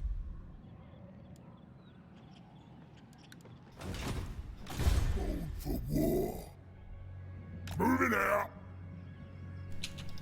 Born for war. I'll put the fear of Gulk into them. I'll crush them all. Now we're talking.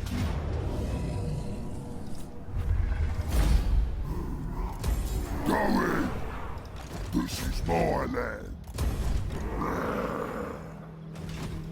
I am true power.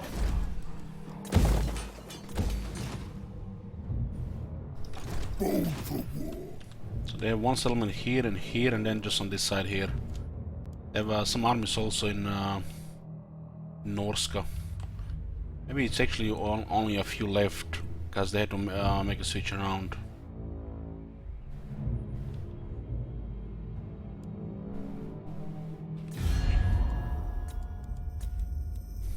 They have 19 settlements left in the game.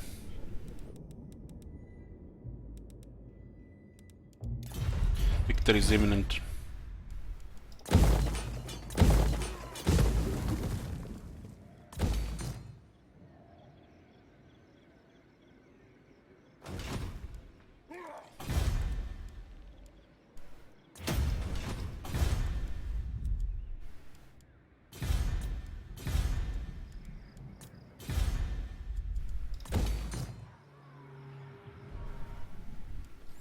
So they're still clearing corruption. So this one is doesn't even have any osmosis left. I'm just gonna clear completely. It's gonna look like a green skin wasteland instead.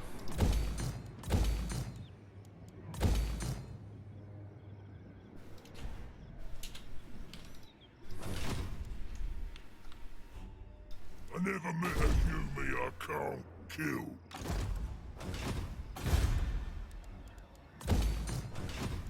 It has a green skins, yeah. from the biggest SWAT trophy. Cook, send me to battle.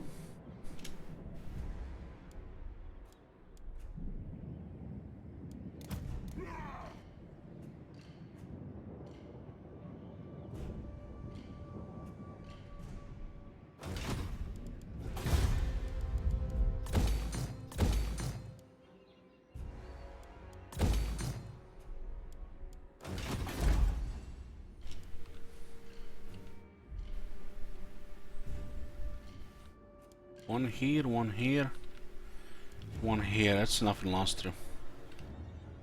So we can still travel around, right? Let's get stabbing. You're gonna have to check where they go. They might get one of the minor settlements.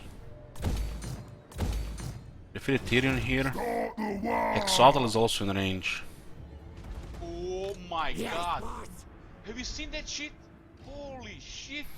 What the hell? Exotel is also in range.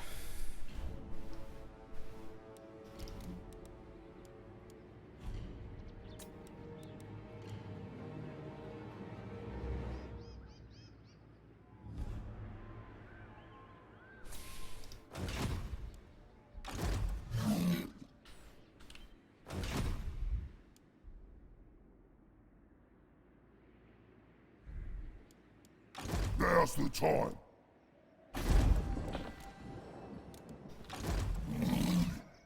Looks like victory is imminent, boys. Next turn.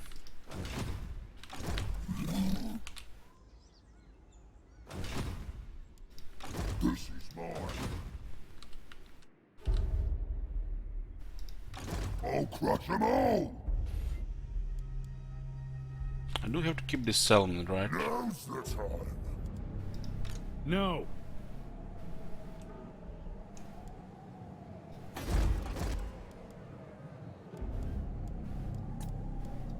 Nasty magic. Let's get their attention here. Unworkable. If they take this one down, it's gonna take more than one turn. Gobbo War Boss. Heading out.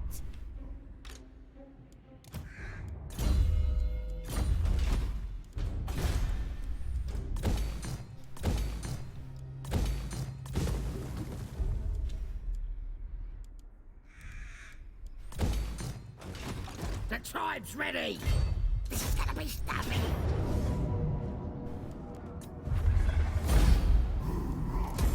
Move.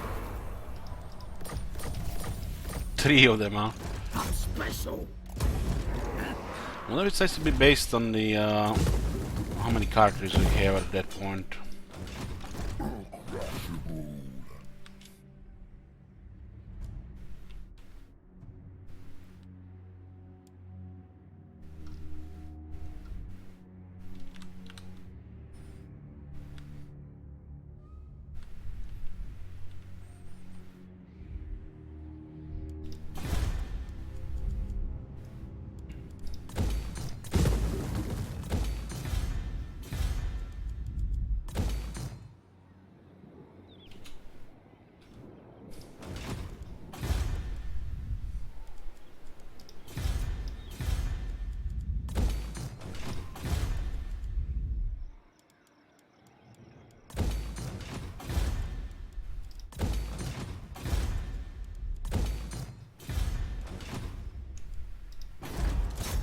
Everything.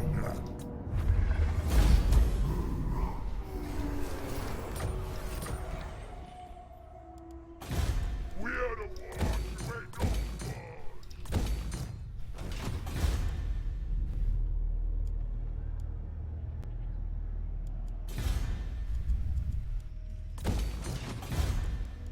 As you can see, there's a lot of things to do every turn. 182 settlements, or half the world.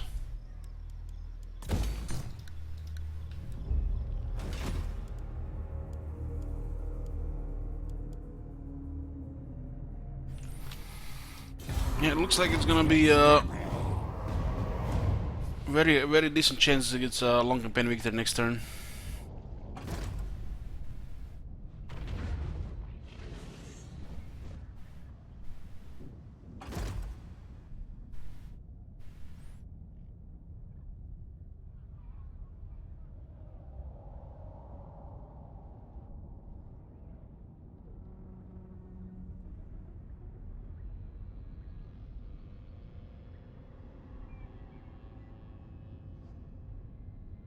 The arcs are becoming more active.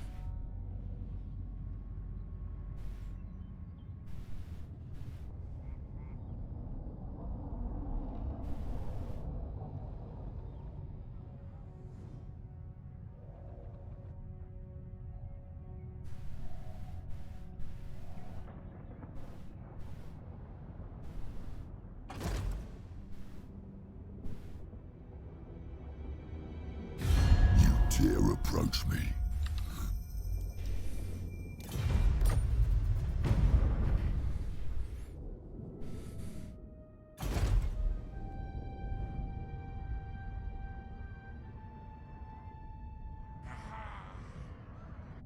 He's ignoring Warzone attack in Dragonhof. Scared.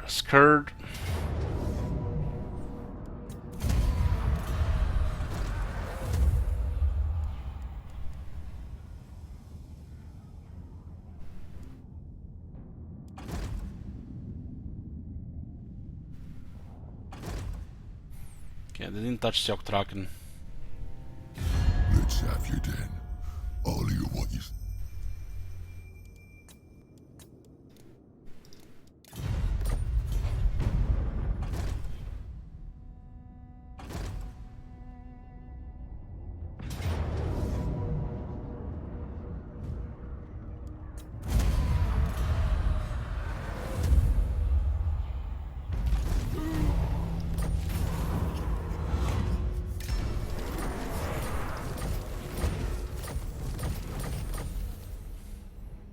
Okay, turn 176, boys.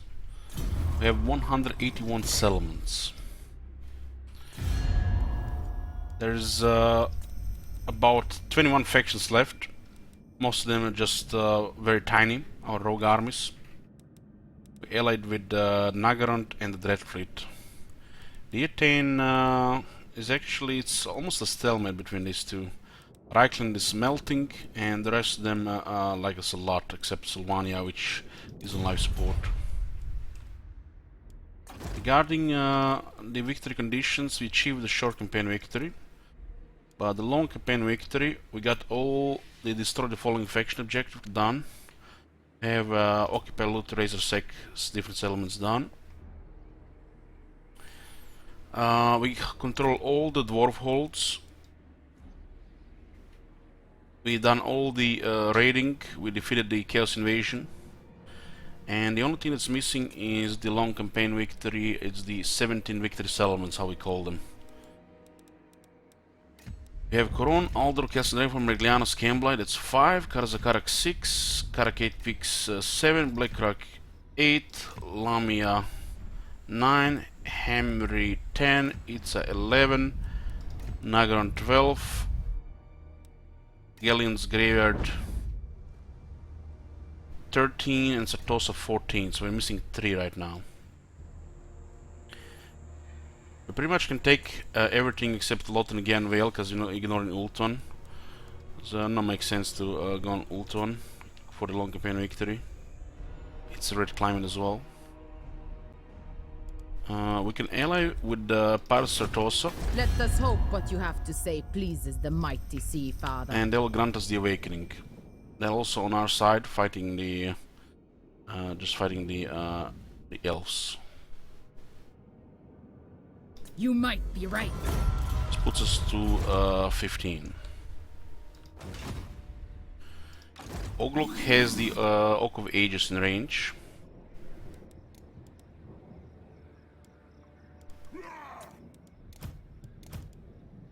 You mook. Which looks like we can fight that battle there as well.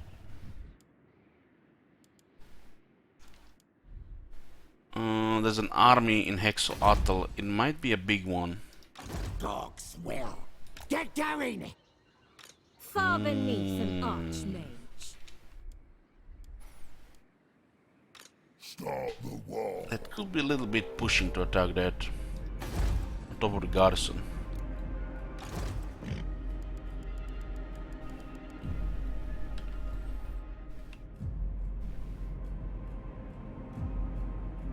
So need 2 victory settlements. Kislev is in range. And Helpit is 2 turns away.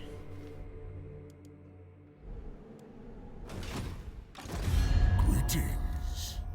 Thou stand before the rightful elector. Oh my of Stone. god. Have you seen that shit? Holy shit. What the hell? Cook, send me to It's bed. definitely a tough one, but not impossible. If you want to win on this turn. Then cancel. Born for war. What? These kids are sitting ducks. Leading from the front serves them right for hiding. Made a mess of it.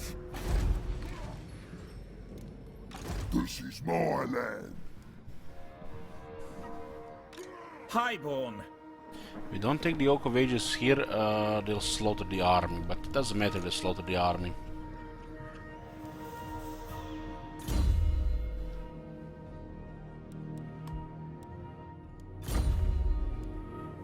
We do have a big one, Beyond even quiet.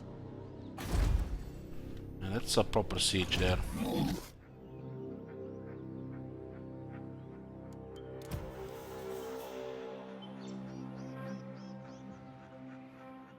Proper siege. At least it's tier 3.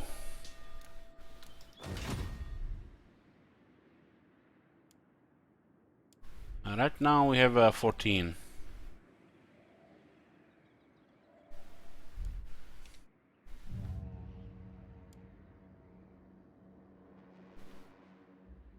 So if you want to win this turn, we're gonna have to do one real tough battle. We might actually fail that one depending how they deploy. But in any case, it's gonna be a slaughter.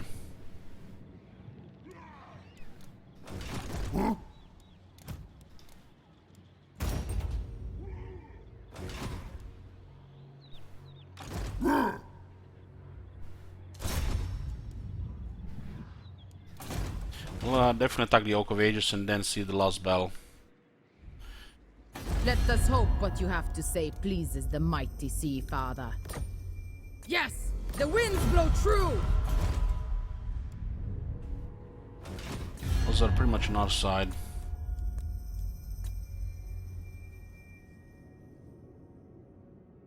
This 2 is just almost done, this is almost done. And we're slowly taking this here. And this is just all melting. Then we'll just leave ult on Nagorod, but that's beyond the long victory. Now's the time.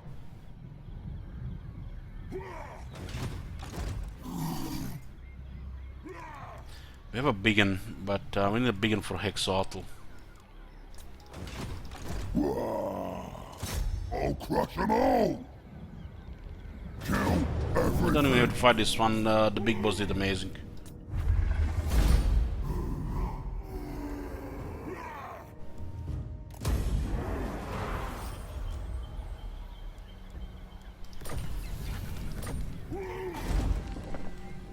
Ain't nothing. Nice, we have now 100 timber logs we can trade to make money. So, last count 1, 2, 3, 4, 5, 6, 7, 8, 9, 10, 11, 12, 14, 15, 16, 17, what? 12, 13, 12, 13, 14. Did I miscount? 10, 11, 12, yeah, missed 13. Yeah. Well, we are at the 16.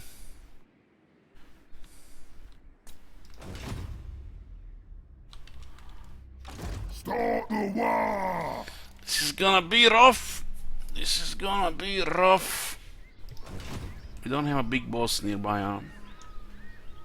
This is my land. Now this is a battle. This is a battle.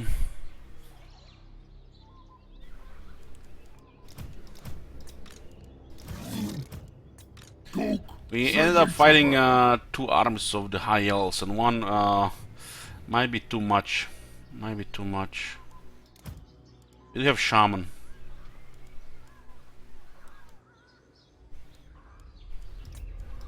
I'll crush them all! I have the big one as well.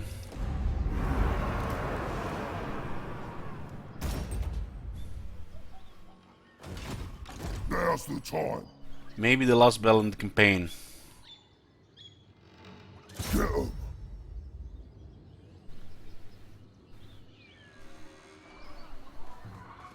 Let's scrap! It's in their favor, so we can auto-resolve. That's nasty in the settlement, but this wall is not that crazy. Hopefully tier 3 doesn't have the big lasers.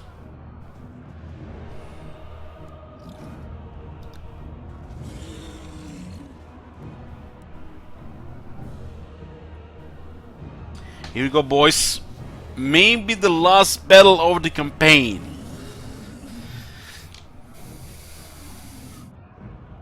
We are getting close to 2 more victory settlements, but this could be the last one. I'm not sure what's gonna happen here, you know. Considering what they have, they can easily win. But we can always rely on that good old one.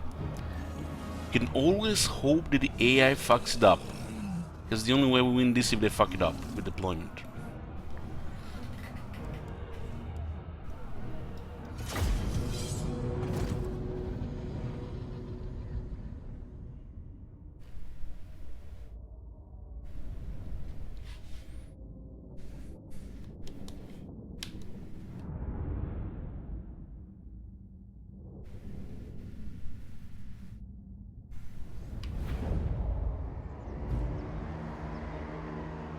I wonder what tower is gonna be here on tier 3.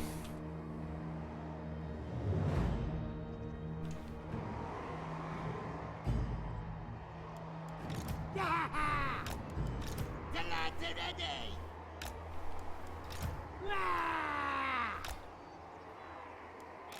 My horse, my rods! A massive power I wanna reserve. see blood! Black Hawks!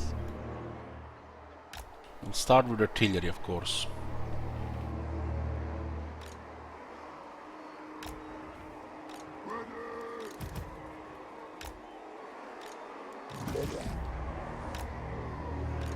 Wah!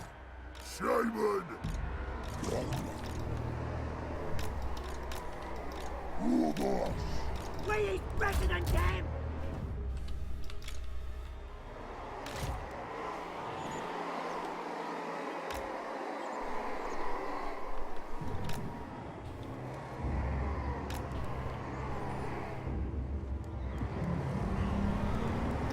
The lads are ready! Biggest, brutalist orc! Can have arrow Take towers. charge! Stop it over!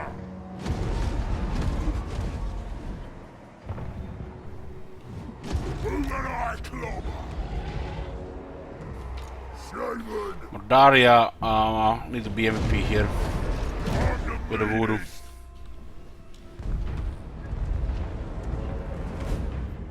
Biggest, brutalist orc! Heading over!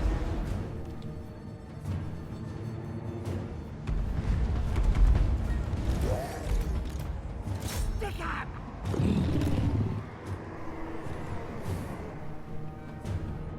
I love how this thing only got tired throwing a couple of rocks. Ardboyz! I'm the boss! Biggest, brutalist orc! Here I go!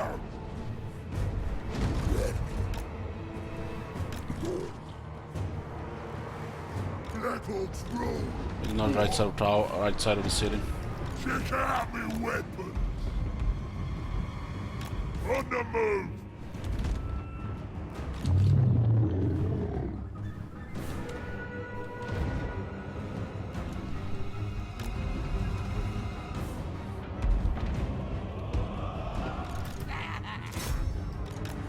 the place?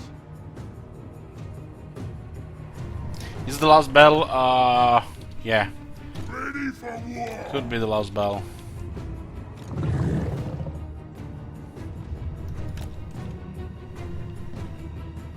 The war flows in me!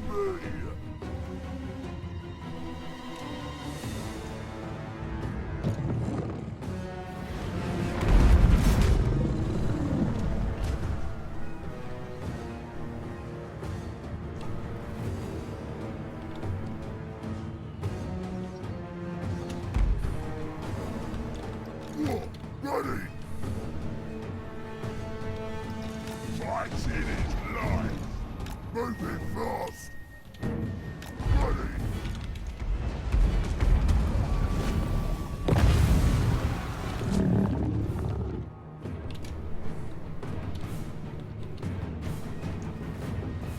Wanna kill something? Wherever there's a fight! Moving fast! I'm going! This is for Mork! Ooh, that was a hit. Biggest, brutalist orc! Ready! Look at this one in position to cast some voodoo. Moving fast!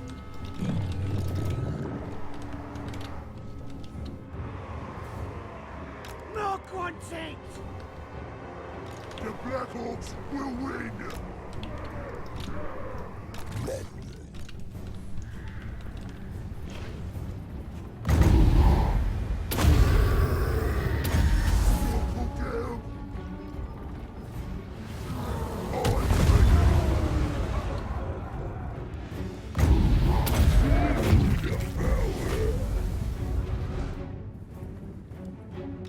Biggest, brutalist orc! Are you supposed to start with low build rating with Lulhard? Apparently, yeah. The unit of Phoenix got fucked by the big one.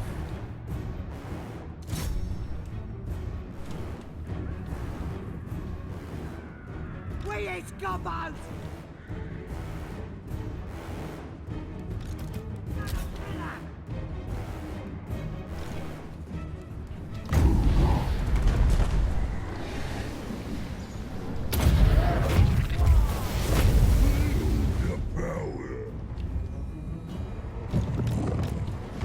Look like we're getting the angle there.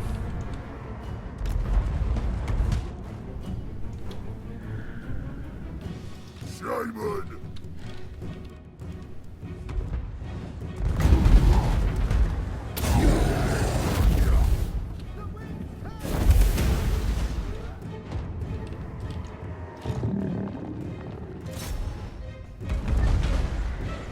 Can destroy the second Phoenix Guard with a beacon as well.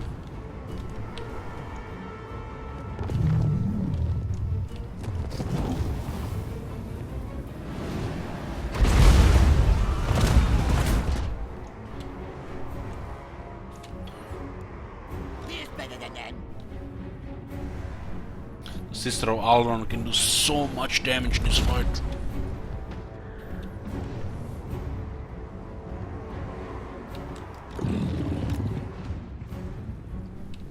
Hurry up!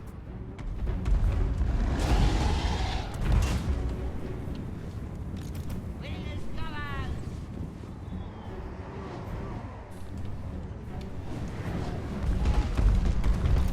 Let's scrap!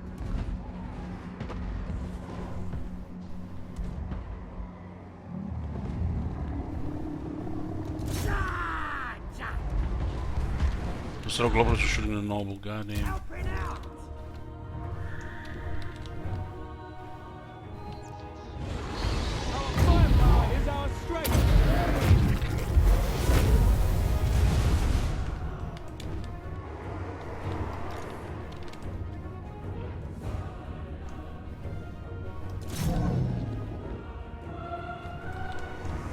Show us the enemy! War! Bring us to battle! Let's have it! Ready! Ready!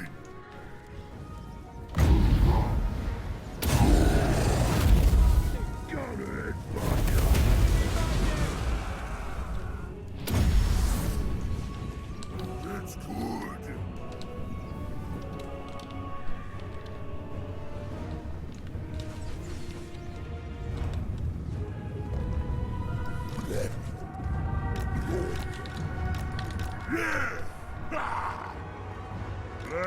new grave.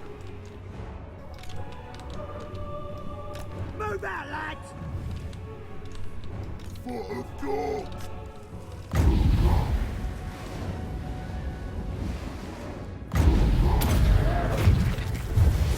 Go down. Wah! Biggest brewery store. This is gonna be I get big in those sword masters. Go, go, go! Use me!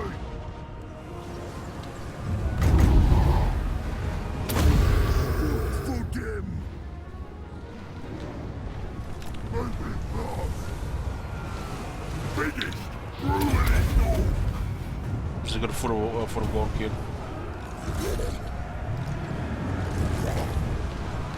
Show us the enemy! What a tough spell! Feel the power!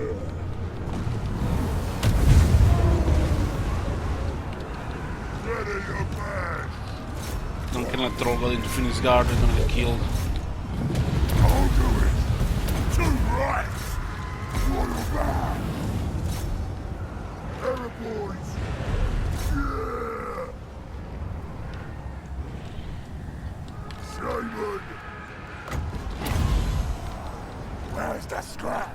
Shifty! Boys! This is it!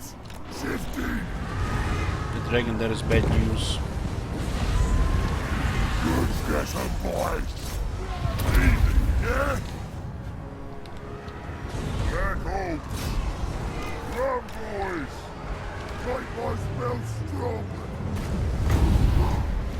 Where the Nu is grave? de Black Orcs en de dragon. Ready! Moving fast! Let's get out!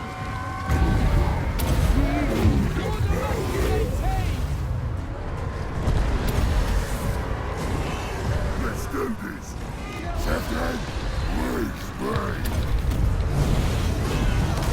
Find them! Get out! Use me! Moving fast! Ready! Run, boys! Let me help you! Ready! Get Kill shot! that dragon! Records roll! Ready, boss! Let's fight!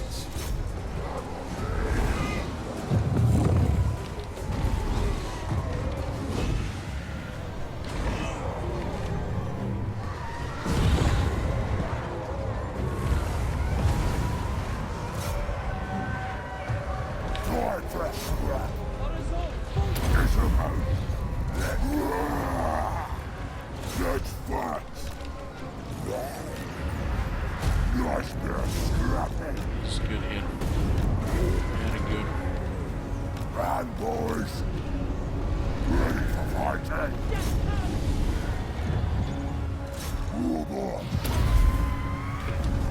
Let's get him! God damn, that's a good drop.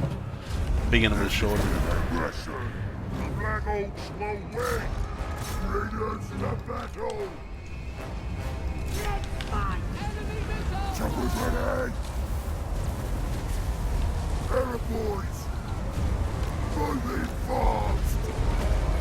Come on, boys, get closer. You point the ears closer, more. Simon! The foot is getting ready. Moving fast!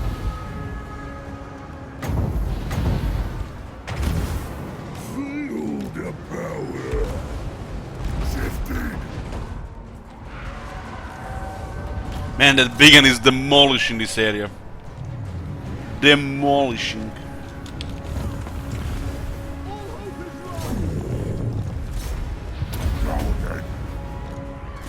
This thing can drop sometimes damage like 30 antis. Kill them even.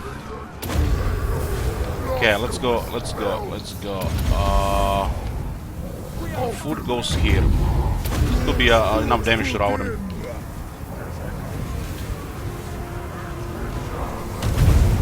It's massive. It's massive.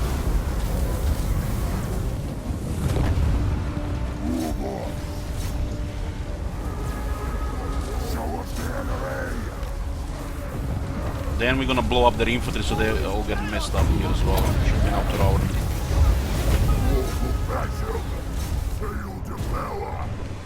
Big Wa MVP in Siege Bells. Big Wa MVP. We had the power to keep spamming spells. They got much. They went much smoother than I expected to go. Heroic victory.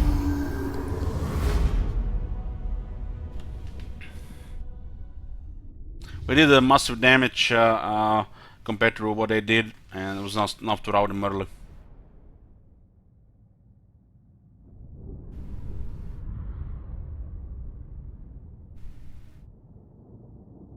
This is a heroic victory because we've taken minimal losses here.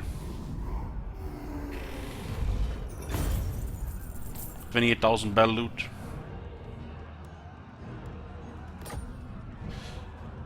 Disreputable curs!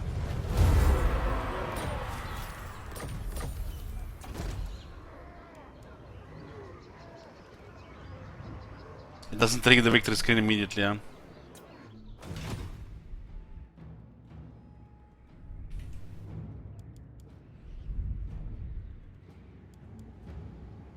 Not possible! Now's the time.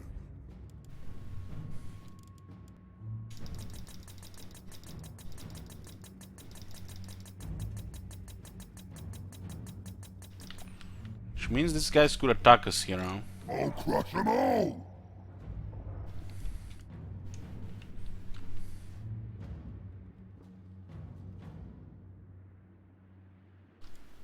No, we have to keep it at next turn, right? I think not. Now's the time. Born for war. Doesn't trigger the victory immediately like in some campaigns.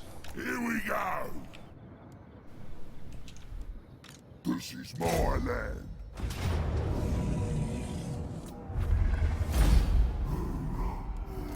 Let's go. Oh, triggered now.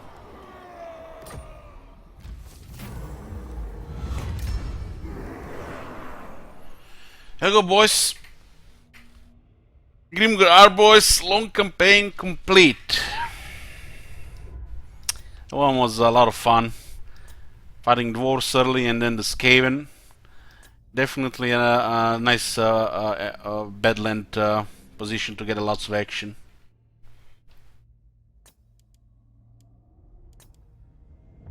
Had most of the world, and our enemies were automation melting towards the end. Enjoy this one, and we're gonna be playing more greenskins in the future. No doubt about that. No doubt about that. You can definitely see more greens campaigns played. No doubt eventually we'll play even Azak in the Bloody Hands again, and the Skarsing and even Grom.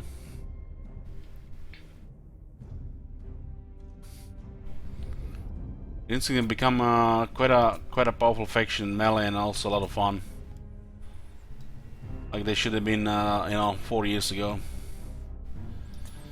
We're gonna end this stream here with part 16. We're gonna be back probably in about 30 minutes. We're gonna be talking about the state of the greenskin since the update. What the hell? Give it jobber. Thanks for this, man. Thank you too, Victor. So I'll see you guys in a bit. We're gonna just be talking about the greenskins in the current state, and probably play some Gwent and Selection 6 in a bit.